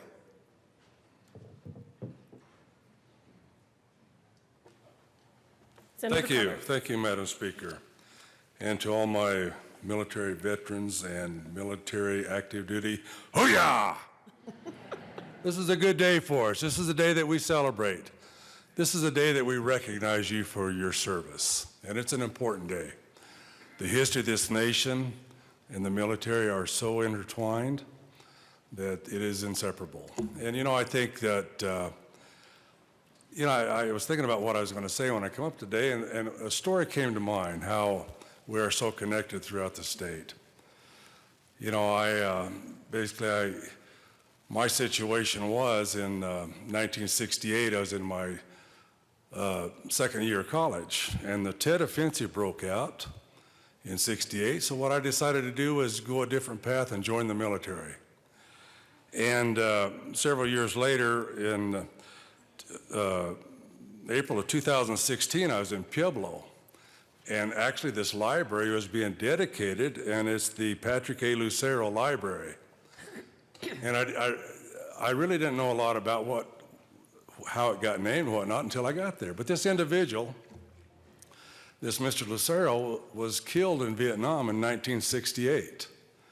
And I thought, you know, this is one of the guys that died for our country that made me make the decision to join up. So even though I never met Mr. Lucero, I thank him for his service and my condolences to his family. I think we are so connected, you know, but I was, all those memories of why I went in, when I went in and whatnot came back when I was sitting there listening to this library dedication. You know, I think that, you know, there is one correction that needs to be done on this resolution. It said in the resolution about how South Vietnam fought alongside the U.S. Well, I would tell you, I was also stationed with Australians, South Koreans, and Canadians. So I think that we owe a debt of gratitude for a lot of these people. You know, there are things in our history.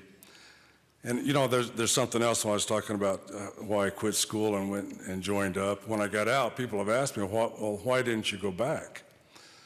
And due to the political discourse in our colleges at that time, and me as a military veteran, I could not involve myself around people like that. The discourse of the people of the 60s, and we have a right in this country to do this, but the reality is, if you think we have discourse now in this country, you haven't seen nothing until you experienced the 60s. There is absolutely no comparison. I don't know if Senator Court would agree with me or not, but you know, it was wild times, and you know, I think we grew up as a nation. There's a lot of things that happened that we have learned from. I do believe that we as a nation have progressed. I don't believe that it was changes for the worse. I think we always change for the better. But, you know, I think what a lot of, like myself as well as others like-minded people like me, we went to work and made sure that this never happened to the next group of veterans. And I think we were pretty successful. You know, I think that, you know, and this is a learning situation. So it's imperative that we go forward and continue honoring our veterans. Before I was elected, I was also a veteran service officer for the State Military and Veterans Affairs, and a great organization. Colorado is so far ahead of other states when it comes to this. And I can tell you that I was proud to be associated with them, and I will continue to be associated with them. The service of our veterans, you know, I'm a very firm believer that we have never lost a military veteran in vain.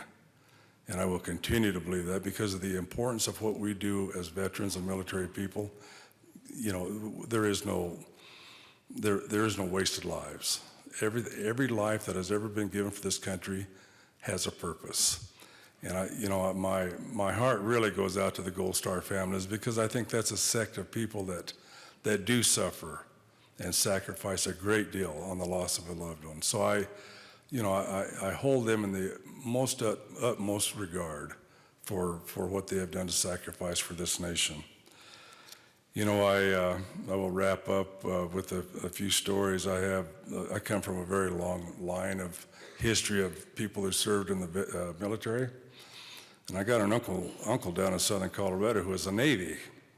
So I asked him one time. I said, did you ever get out on ships? You know, did you ever make it across the pond? He said, well, you know, it seemed to me that, you know, I was always pretty close to the ground because it was always about a mile down, so wherever I went. So he did his duty for the country, and you know, you just got to love the sense of humor of the World War II guys, because they really have a good attitude. I also spoke a year ago about the president of North Korea, President Kim Jong-un.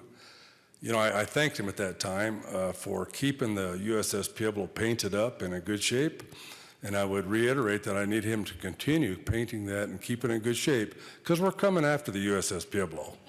You know, I think that this is a situation where this is imperative, and I would urge the President and Congress to continue the efforts to make peace with North Korea, but in the same token, understand that we want our ship back.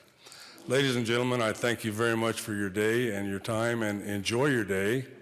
And always be aware that we're really proud of you, you know, each and every one of you that has served this country and that are serving. You know, you're very, very special to us, and we will continue to support you. Thank you very much. Senator Court. Thank you, Madam Speaker. My sincere and heartfelt colleague from the lower Arkansas has said it all, and many of you have said it all. I will simply say there must be something in the name Lois that made us be flower girls, flower children in the 60s. Thank you to everyone who has spoken, to everyone who has been here. You are the true heroes all around. Thank you. The House will come back to order. Representative Benavidez. Thank you, Madam Speaker. Members, as the other members of the Latino caucus join me up here, we wanted to take an opportunity to talk to you and describe some of the contributions and sacrifices of Latino service members. All of us, I think, have family members and relatives that served in the military or currently serving in the military. We have proud veterans amongst us, including our Senate President, Senator Garcia, who is a proud Marine veteran. But now that everyone is assembled here, I would like to, on behalf of our caucus, tell you about the Latino individuals who have fought in support of the United States and the cause of freedom in every American conflict since the American Revolution, when General Bernardo de Galvez, the Spanish governor of the Louisiana Territories, and his men assisted General George Washington and the Continental Army in defeating British forces that were advancing into the then southwestern U.S. territories.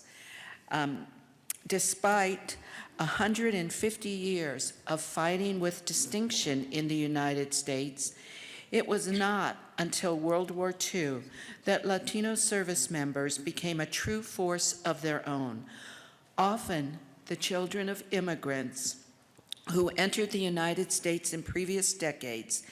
It is estimated that nearly 500,000 Latino Americans fought for the cause of freedom in World War II, including in the 158th Regimental Combat Team and the 141st Infantry Regiment, which consisted of all Spanish-speaking soldiers. In 1948, Dr. Hector Garcia of Corpus Christi, Texas, founded the American GI Forum as a means of addressing concerns that Latino veterans were being denied services by the United States Department of Veterans Affairs under the GI Bill, including educational, medical, housing, and other basic benefits. Dr. Garcia and the American GI Forum worked diligently to secure equal access to those benefits, and in 1984, Dr. Garcia was awarded the Presidential Medal of Freedom by President Ronald Reagan. In the Korean War, an all-Puerto Rican 65th Infantry Regiment, also known as the Boriqueños, served 3 years in service in the mountainous terrain of Busan, Korea. And for their efforts, the unit was awarded the Presidential Unit Citation, also a Meritorious Unit Commendation, and 2 Republic of Korea Presidential Unit Citations. And in 2016, the unit received and was awarded a Congressional Gold Medal. The Vietnam War saw service from more than 80,000 Latino service members. 13 of those were awarded the Congressional Medal of Honor. Many of these Latino soldiers were drawn to the military by the opportunity to transcend their working class roots and by the opportunity afforded them by the GI Bill. In total, 61 Latino veterans have been awarded the Congressional Medal of Honor for their services in the United States Armed Forces. More than 156,000 Latino service members are currently active duty members of the armed forces, and more than 1.2 million Latino veterans call the United States home. Therefore, we would really want to recognize and commend the efforts and sacrifice of the millions of Latinos, men and women who have served the cause of freedom in and alongside the armed forces of the United States. Thank you. Thank you, members.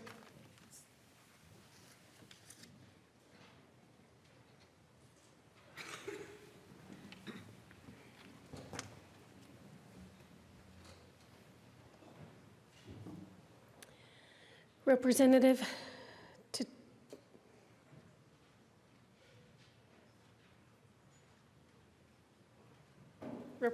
Tatone and Representative, do you want to go now? Representative Tatone. Thank you, Madam Chair. I'd like the LGBT caucus to join me up here, if you will.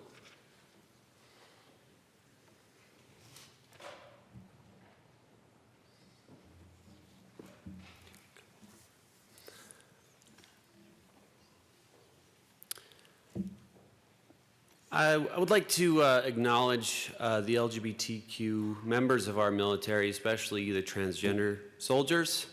I have several of them here with me in the gallery. I have Lindsay Mueller, CW3 Army, Emma Shin, Captain, U.S. Marine Corps, Izzy Bagsby, PFC Army, Krista Bowman, SP4 Army, Aiden Holt, Specialist Army, Emery Van Brookhausen, First Lieutenant Army, Tiffany Walters, Staff Sergeant Army, Autumn Rain, Corporal, U.S. Marine Corps, and Allison Demsen, Private Army. And I have a letter here I'd like to read.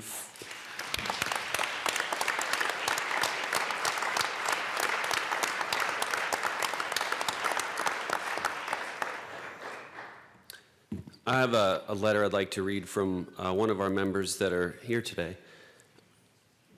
My name is Captain Emma Shin, United States Marine Corps. I spent my entire adult life supporting and defending the U.S. Constitution. I enlisted in the U.S. Marine Corps on November 28, 1994 as an 18-year-old kid, and over the next 20 years I served in 12 countries, including combat operations during Operation Phantom Fury in Fallujah, Iraq, and as an infantry platoon sergeant. As an officer, I served as an infantry platoon commander, company executive officer, company commander, senior defense counsel, deployed staff judge advocate, and officer in charge. In Fallujah, I battled symptoms from combat-related post-traumatic stress disorder, a pervasive illness which known to any gender and robs people of their ability to enjoy life. I was temporarily medically retired on May 30th, May 2014. Between 2014 and 16, I participated in therapy programs through the VA, resulting in my complete recovery. During this recovery, I built successful criminal defense practice in Castle Rock, where I represent service members and civilians in court-martial, federal and state criminal trials, administrative hearings, and ethics investigations. I co-founded and serve as the executive director of the Colorado Name Change Project, which helped over 7,600 Coloradans since November 2016. I transitioned in 2016 and embraced my authentic self. The path was not easy, but I have been rewarded with deeper, truer relationships with my friends and family. In October 2018, I was found fit for duty and working diligently to return to active duty in the Marine Corps that I love. However, the recent Supreme Court decision and pending litigation may directly impact these plans. A ban on transgender service members deeply affects people, real people, like me, across the country, and prevents our nation's military from attracting and retaining the best talent available when only a tiny fraction of our population serves in the military.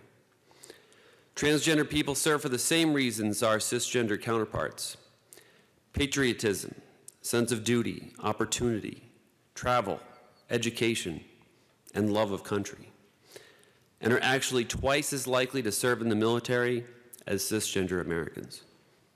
Regardless of whether I am granted the privilege of wearing this uniform again on active duty, I will continue to support and defend the Constitution of the United States from all enemies in whatever capacity I am able. And we have one more letter that Representative Hawkes Lewis would like to read.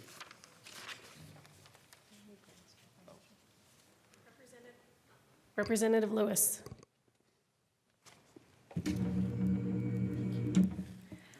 Thank you, Madam Speaker. This letter is from Allison Demsen. I am Allison Demsen. When I was 17, myself and a very close friend of mine went down to sign up to serve in the Army of the United States of America. We took our oaths. We both went to Fort Leonard Wood for training in Missouri. The difference was that during basic, it came out that I was bisexual. I was removed from service and given an undistinguished discharge. Both of my parents served in the Army. I was born a U.S. citizen in Germany because of that. Both my grandfathers served in the military as well. One Army Corps, and then Air Force. That tradition of service ended with me being discharged for the offense of being an example of the people we are as a country. Now, after dealing with being transgender, I returned to public service with the Transportation Security Administration, where I do what I can for the people of the United States of America after taking the same oath I took for the Army to protect and defend the Constitution against all enemies, foreign and domestic. I would have stayed in the Army if I had had the option, but I was not given any options and had 2 strikes against me at the time: being transgender and not being heterosexual. A letter from Allison Demsen. Representative Titone. Thank you, Madam Speaker. I would like to thank all of the military members that are here that serve in Colorado, around the world, past and present. And I'm honored to acknowledge the transgender service members that are here with me today. Thank you.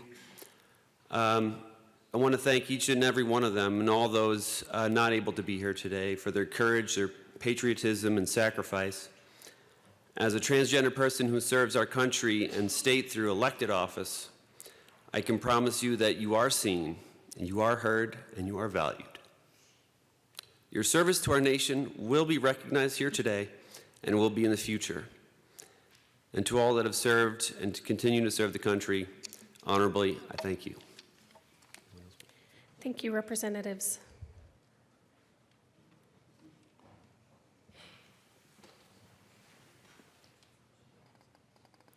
Mr. Randall, please read the title to House Joint Resolution 1010.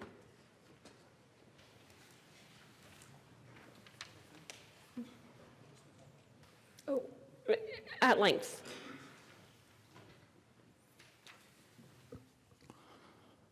House Joint Resolution 1010 by Representatives Duran and Geithner, also Senators Fields and Hill. Concerning recognition of military personnel from Colorado who have served around the world in the ongoing war against terrorism and honoring those who have died while serving the cause of freedom.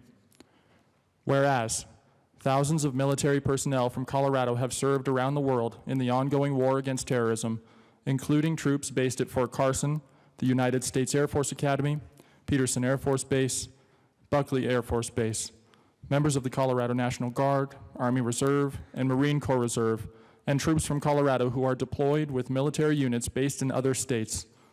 And whereas, on April 30th, 2018, Specialist Gabriel David Condi, age 22, of Loveland, Colorado, a member of the United States Army assigned to Company A, 3rd Battalion, 509th Regiment, 4th Brigade Combat Team, stationed at Joint Base Elmendorf-Richardson, Alaska, made the ultimate sacrifice while serving his country in Operation Freedom Sentinel. And whereas, on September 4th, 2018, Staff Sergeant Diabano Soriano San Agustin, age 32, of National City, California, a member of the United States Army assigned to Company B, 4th Battalion, 9th Infantry Regiment, 1st Stryker Brigade Combat Team, based at Fort Carson, Colorado, made the ultimate sacrifice while serving his country in Operation Freedom Sentinel.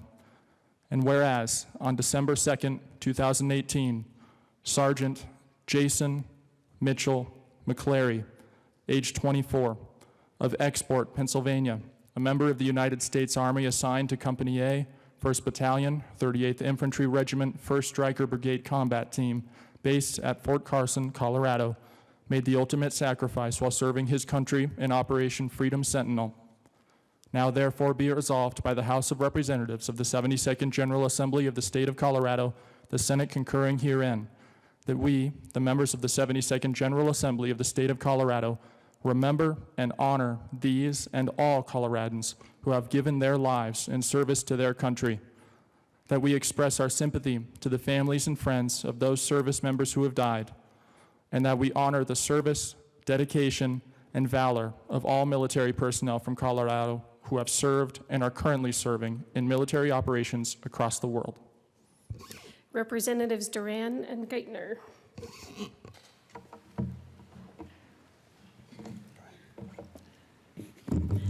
Thank you, Madam Speaker. We move the adoption of HJR 191010. The motion before us is the adoption of HJR 1010. All those in favor say aye. Aye. All opposed say no. The motion is adopted. I move that the current roll call of the House be added as co-sponsors. Seeing no objection, the current roll call will be added as co-sponsors to HJR 1010. Representative Duran. Thank you, Madam Speaker.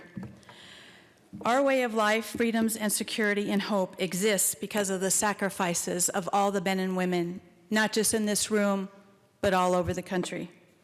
You know, I'm a daughter of an Air Force veteran and a sister of a West Point Army Ranger. So I understand this is just really an honor to be here. 30 years being in the military, every 2 years we moved around. I went to many different schools and 4 different high schools, so that was kind of tough. But one thing I learned growing up in the military is it's about family. And that family that you have in the military stays with you all of your life, and you build on that. And you're there for each other no matter what happens throughout your life. I really appreciate all of your sacrifice. Give me just a moment, please.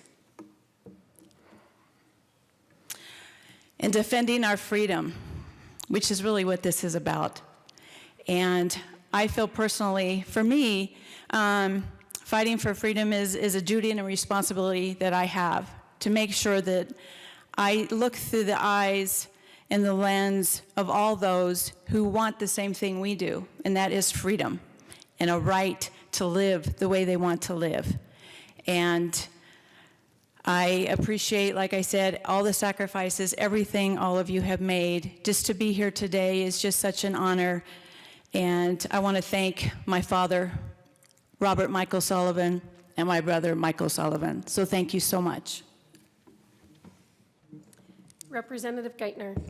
Thank you, Madam Speaker. So a little bit about me. I think I'm the only member of this body and amongst the General Assembly that continues to serve in the United States Army Reserves today. 2 weeks from now, I'll celebrate my 15th year of total service. It's been a true joy and a pleasure. And I think it appropriate, I know we've heard several letters, but maybe just to share some of my personal experiences over those 15 years.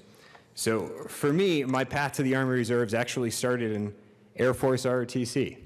I had gone to Tyndall Air Force Base to do my month-long evaluation. And when I got back, I spoke to my squadron commander and I said, "Hey, sir, I don't think I'm strong enough to serve in the United States Air Force." And he assured me that that was okay, that not everyone was called to service. And I cut him off and I said, "No, sir, I think I'm a little tougher. And so I think I want to join the United States Army." So that started me on my path. I pursued a career in the infantry.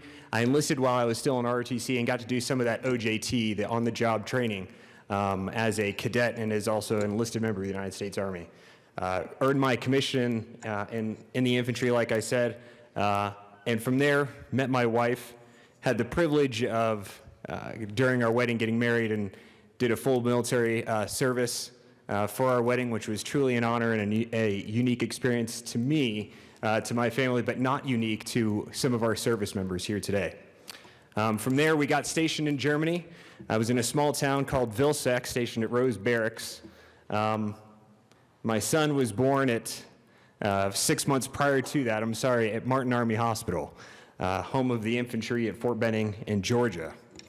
The time in Germany, I forged several relationships with good friends I still have contact with today, although some of them have left the service, some of them have gone to the reserves themselves, and some of them who are no longer here.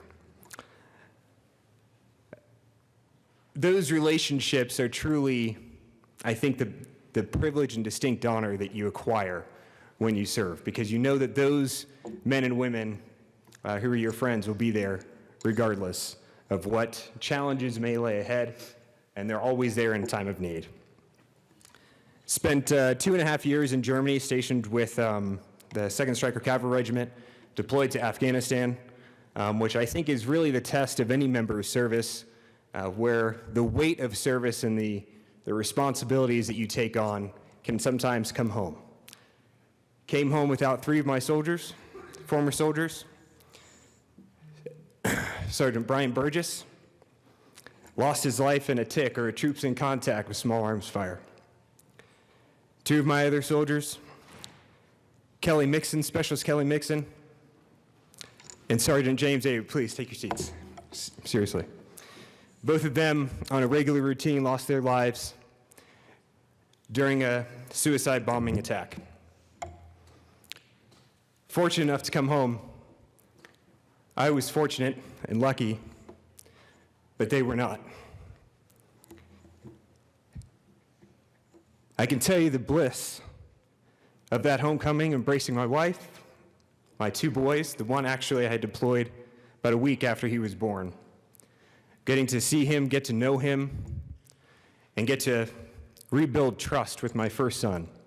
I think children, when parents deploy, especially the younger they are, don't understand. And so that's a hard road to hoe. Through the strength of God and my faith, our family has come back together, stronger than we were before we experienced it. And I think I'm stronger for those experiences as well.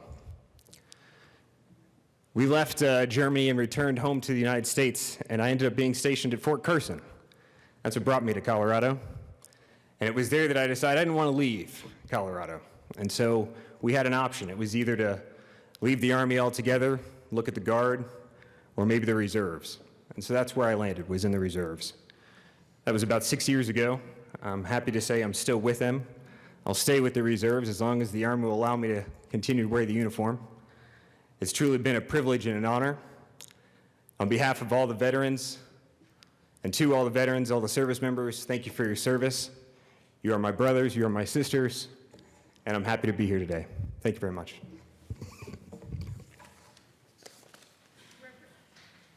Representative Valdez. Thank you, Madam Speaker. First and foremost, I want to say how honored I am to rise today in honor of those who serve the country in uniform. And today, I think of my grandfather, who is a Korean War vet, my father, who is a disabled Vietnam vet, my stepfather, who is an Air Force vet, and my sister, who just retired after 24 years in the Air Force. But today I'm going to read a letter of Margaret Seaburn, who's with us here today in the chamber. My husband, Chief Warrant Officer Sean Seaburn, was a courageous man who loved his home state of Colorado. He was happy doing what he was born to do, serving his country. Sean enlisted at age 17 years, and after graduating from Bear Creek High School in 1983, he was off to serve 10 honorable years as a helicopter crew chief in the Marine Corps. He was always a true Marine, but when the Army Air Cavalry presented him with the opportunity to transition to pilot, he couldn't resist. As a skilled Oscar Hotel 58 Delta Kiowa Warrior reconnaissance helicopter pilot, Sean served his country with courage and distinction for another 13 years. He was honored to fight alongside his 1st through 7th Cavalry brothers in Operation Iraqi Freedom. After 23 years of the highest standard of military service, Chief Warrant Officer Seaburn retired home to Colorado. When Sean was 8 years old, he had seen a Flight for Life helicopter land in his neighborhood in Lakewood. And all of his dreams came full circle when he was able to use his military skills as a helicopter pilot to serve Flight for Life as their lead pilot from the year 2005 until 2015. It was at that time his military service caught up with him. The Veterans Administration acknowledged that the burn pits by the fighting lines in Iraq in 2004 had produced daily toxic chemical plumes, and the die had been cast. Diagnosed with 100% service-connected ALS, Sean passed away at home on December 8th, 2016. Sean's legacy lives on. Countless pilots have shared their stories of the impact of his skillful example and how remembering what would Sean do has saved their lives countless times. To me, his wife, he is forever the one my soul loves. Sean would want to express his steadfast thankfulness and unwavering love for his Lord Jesus, his country, and his family for supporting him as he did what he loved to do, protect and serve others. He would choose no other path. Semper Fidelis. Thank you for considering sharing my cherished husband's story today. He gave his very life in dedicated service to his country and his home state. Respectfully submitted, Margaret Seaburn, surviving spouse.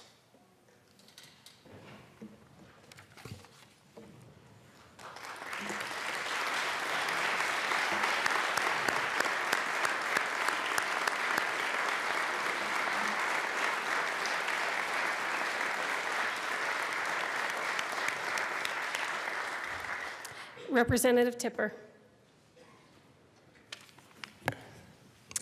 Thank you, Madam Speaker. I rise to read my own letter. I rise to share my father's story. My dad, Ed Tipper, was 20 years old when Pearl Harbor was attacked. He enlisted immediately. He actually tried to enlist in the Marines, but he had an underbite and they wouldn't take him. And then he read that the paratroopers were paying $100, so he signed up. My father etched his place in history along with so many others from that generation when he jumped out of a plane on December 6, 1944 in Normandy. His unit, Easy Company of the 506th Regiment, was made famous by the miniseries Band of Brothers. But I can tell you that he, in great part probably, along with many of his fellow comrades, resented the attention that they got, because so many other men and women suffered more and did just what they did, but did not get the attention. I wanted to share that My father was injured severely before he came home. He spent over a year in Army hospitals before returning back to the United States. And he came back a different person. He was missing an eye, his face was disfigured, he had severe pain in his legs and his back, he walked with a severe limp. The scars of his service were evident to everyone around him. But he also had a tremendous appreciation for what sacrifice meant. He had a tremendous ability to see suffering in others. He valued life in a way that I've seen few others value it. And because this is not all supposed to be depressing, I'll share with you the other markings of a military man. My dad hated camping. He spent too much time in tents. He hated hiking. He said, why would anyone do that for fun? He had a tendency to clear out a room whenever he went into it. These things that I think as a child of someone in the military, you don't realize until you see it. Wherever he would sit in a room had to do with what he could see and what he couldn't. He loved Hershey's chocolate bars because that is what they rationed to him in obscene quantities when he was overseas. And he ate anything because he always felt you never know when you're going to eat again. You know, my dad was much more than a soldier, but all these little things permeated his whole life. He was very proud of his service. And I cherish this memory that the day that I got married over 7 years ago, we were standing outside, and the man was more nervous than I had ever seen him. And he called me over, and he said, Carrie, I figured it out. What we're going to do is we're going to march. And I said, what? And I realized he was nervous about how we were going to walk together down the aisle. So my dad and I actually marched down the aisle. He quietly said, left, right, down the middle of the church. 2 years ago today, he passed away. He died at 95 after a long, incredible life. He was surrounded by the people that cared about him, friends, family. He was in a warm hospital bed in the state that he called home and had loved for over 60 years. After he died, a friend of ours shared a story that we didn't know. When my dad was severely injured, the comrade of his that found him pulled him over to the medic. And my dad remembered hearing, forget about it, he's dead. And he heard, the last thing he heard before he lost conscious was the medic say, I think I hear a heartbeat. In the weeks after he died, I thought about that moment often, how 70 years later, he died in the comfort of his family, but how so many die in a foreign land, in the mud, in the midst of chaos. So I feel so fortunate that he had this long, incredible life, but I just want to honor all of you who put your lives on the line, who risked a lonely death overseas. And for those that didn't come home, that we think of you often, and standing in this chamber today, the discussions that we have, we disagree on a lot of things. But we are so blessed to have the privilege of being able to do that in an open society, a democratic society, and we owe it all to you. So thank you so much.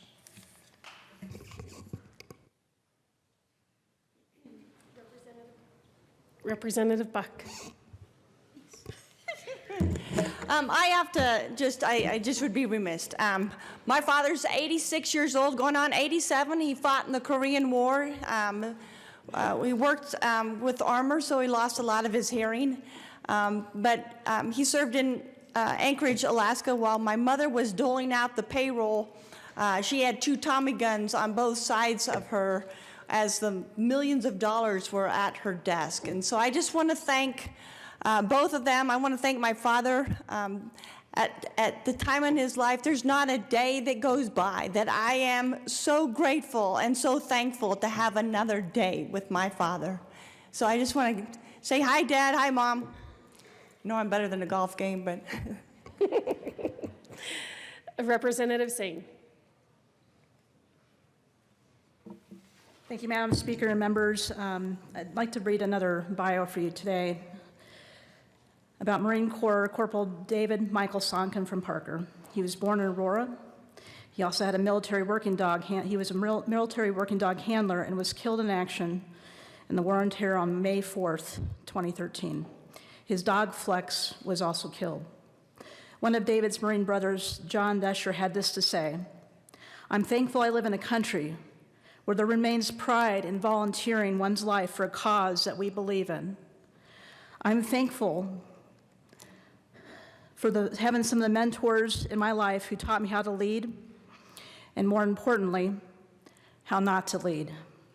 But in the end, I'm most thankful for the lessons I learned in my heart from the people who had to pay the price for those lessons to be permanent." David Sonka, I'm thankful for him to show me what excellence and devotion to one's craft truly looks like, for proving that it's not your age or experience that makes you entitled to respect, but that it's earned by proving every day that you're going to be the best version of yourself that you can be. That excellence is obtained through striving for greatness, and greatness isn't achieved by showing up when it's easy, but grinding when it's difficult. David Sonka, it's no secret why you rose to the top quickly, and I'm positive it wouldn't happen any other way. Members, we have some Gold Star wives in the audience today. Jeanette Early, widow of the Vietnam War, widow of SCF Howard Early, and Margaret Seaburn, surviving spouse, Gold Star Wives of America representative to the United Veterans Coalition of Colorado. We are grateful for you. Thank you for entrusting us with your stories today. And members, we will have a special day for our Gold Star families in this chamber very soon. Thank you.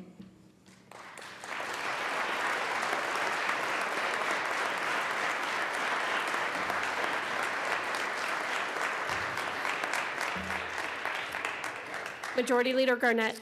Thank you, Madam Speaker. I move that the House stand in recess to allow senators to speak to House Joint Resolution 1010. Seeing no objection, the House will be in recess. Are there any senators? Senator Gardner.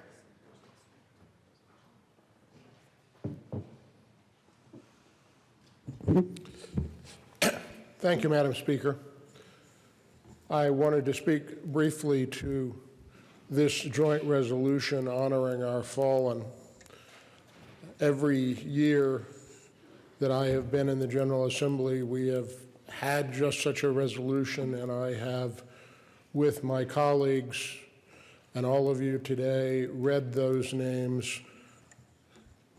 There are fewer and yet too many again this year of our sons, our brothers, our neighbors. Each of these of our fallen have some connection to Colorado. They grew up here, they were stationed here, stationed, two of them constituents of mine. But every year as we do this, we commemorate and we speak, and yet every year I am reminded of President Lincoln at Gettysburg saying that the world will little note nor long remember what we say here, but it cannot forget what they did. And so for a much better orator and much wiser American than I, let me just say that for all of our inadequate words, let us not forget what these three sons, brothers, neighbors did for us and for our world. Thank you, Madam Speaker. Thank you, Senator Gardner. Are there any other senators who would like to speak? Seeing none, the House will come back to order. A member of the 101st Army Band will now play taps.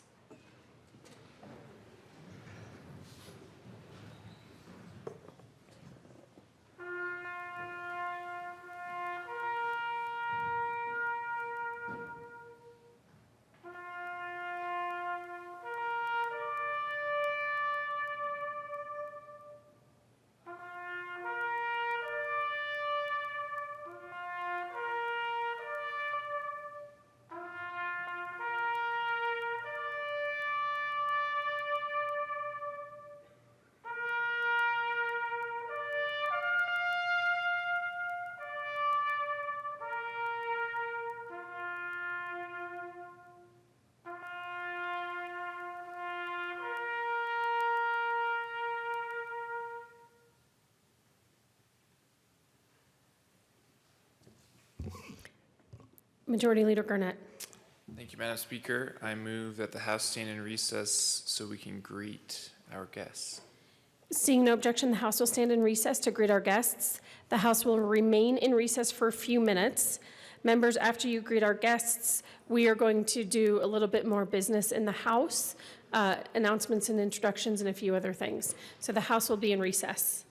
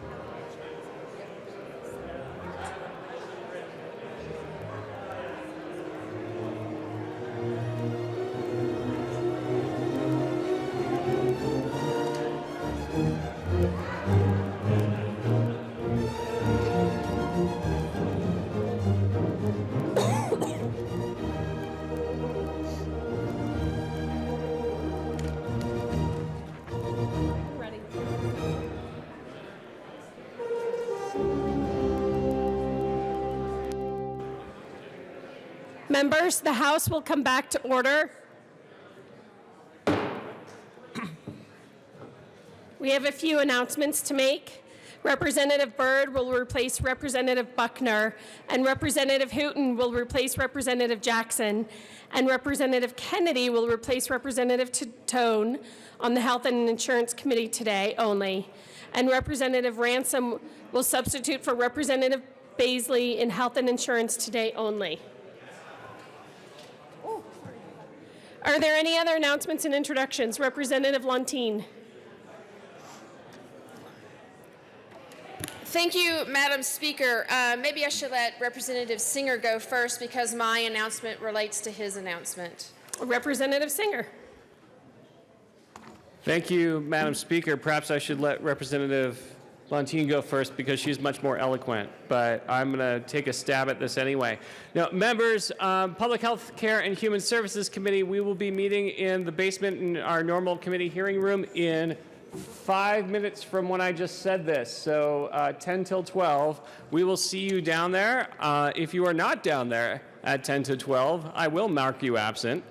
That being said, the reason we're doing that is because there is another excellent Health and Insurance Committee meeting upon our adjournment. And so in fairness to everyone who would like to get back to their districts and meet with their constituents, we will be moving with all due progress. We will be hearing 2 bills as well as a presentation from the University of Colorado School of Public Health. And then Joint Technology Committee, you guys will be meeting at 1:30 today up in the Senate committee rooms. I look forward to hopefully seeing you at 1:30 as your vice chair, but if not, I know that you'll go on without me. Representative Lontine. Thank you, Madam Speaker. And so the Health and Insurance Committee will be meeting this afternoon. As we were not able to get to House Bill 1033 on Wednesday, we will be hearing that today. Our meeting will be upon adjournment of the Public Health Committee, as we have 2 members of that committee who is also on the Health and Insurance Committee. So we are going to be meeting in the Old State Library, also known as Room 271. We're shooting for 2, probably more around, aiming for 1:30, probably more closer to 2. So see you there. Representative Singh. Thank you, Madam Speaker. This flyer is being passed around to your desk right now, but we have a very special presentation on Monday, February 4th at noon in the Old State Library, also known as 271, on safe injection sites. Lunch will be provided. If you could let me know if you're attending, we can just make sure we have enough lunch for everybody. It'll be from noon to 1:15 in the Old State Library on Monday, February 4th. Thank you. Any other announcements and introductions? Oh, Minority Leader Neville, 1 minute. Okay. Representative Larson will substitute for Representative Sofer in the Health Insurance Committee today only. Any other announcements? I'm going to reports of committees of reference. Committee on Education, after Truths, Merits, Claims following House Bill 1016 be postponed indefinitely. House Bill 1024 be referred favorably to the Committee on Appropriations. Committee on Energy and Environment, after Truths, Merits, Claims following House Senate Bill 45 be referred to the Committee of the Whole, favorable recommendation. Committee on Finance, after Truths, Merits, Claims following House Bill 1058 be postponed indefinitely. Committee on Rural Affairs and Agriculture, after Truths, Merits, Claims following House Bill 1074 be postponed indefinitely. House Bill 1080 be amended as follows, and as amended to be referred to the Committee on Appropriations as favorable recommendation. Committee on State Veterans and Military Affairs, after Truths, Merits, the Committee recommends the following. House Bill 1079 be postponed indefinitely. House Bill 1108 be amended as follows, and as amended to be referred to the Committee of the Whole, favorable recommendation. Majority Leader Garnett. Thank you, Madam Speaker. I move to lay over the balance of the calendar until Monday, January 4th. Seeing no objection, the balance of the calendar will be laid over till Monday, February 4th. February 4th, sorry about that. Majority Leader Garnett. Thank you, Madam Speaker. I move that we stand in recess until, the House stand in recess until later today. Seeing no objection, the House will be in recess until later today. Thanks, everyone.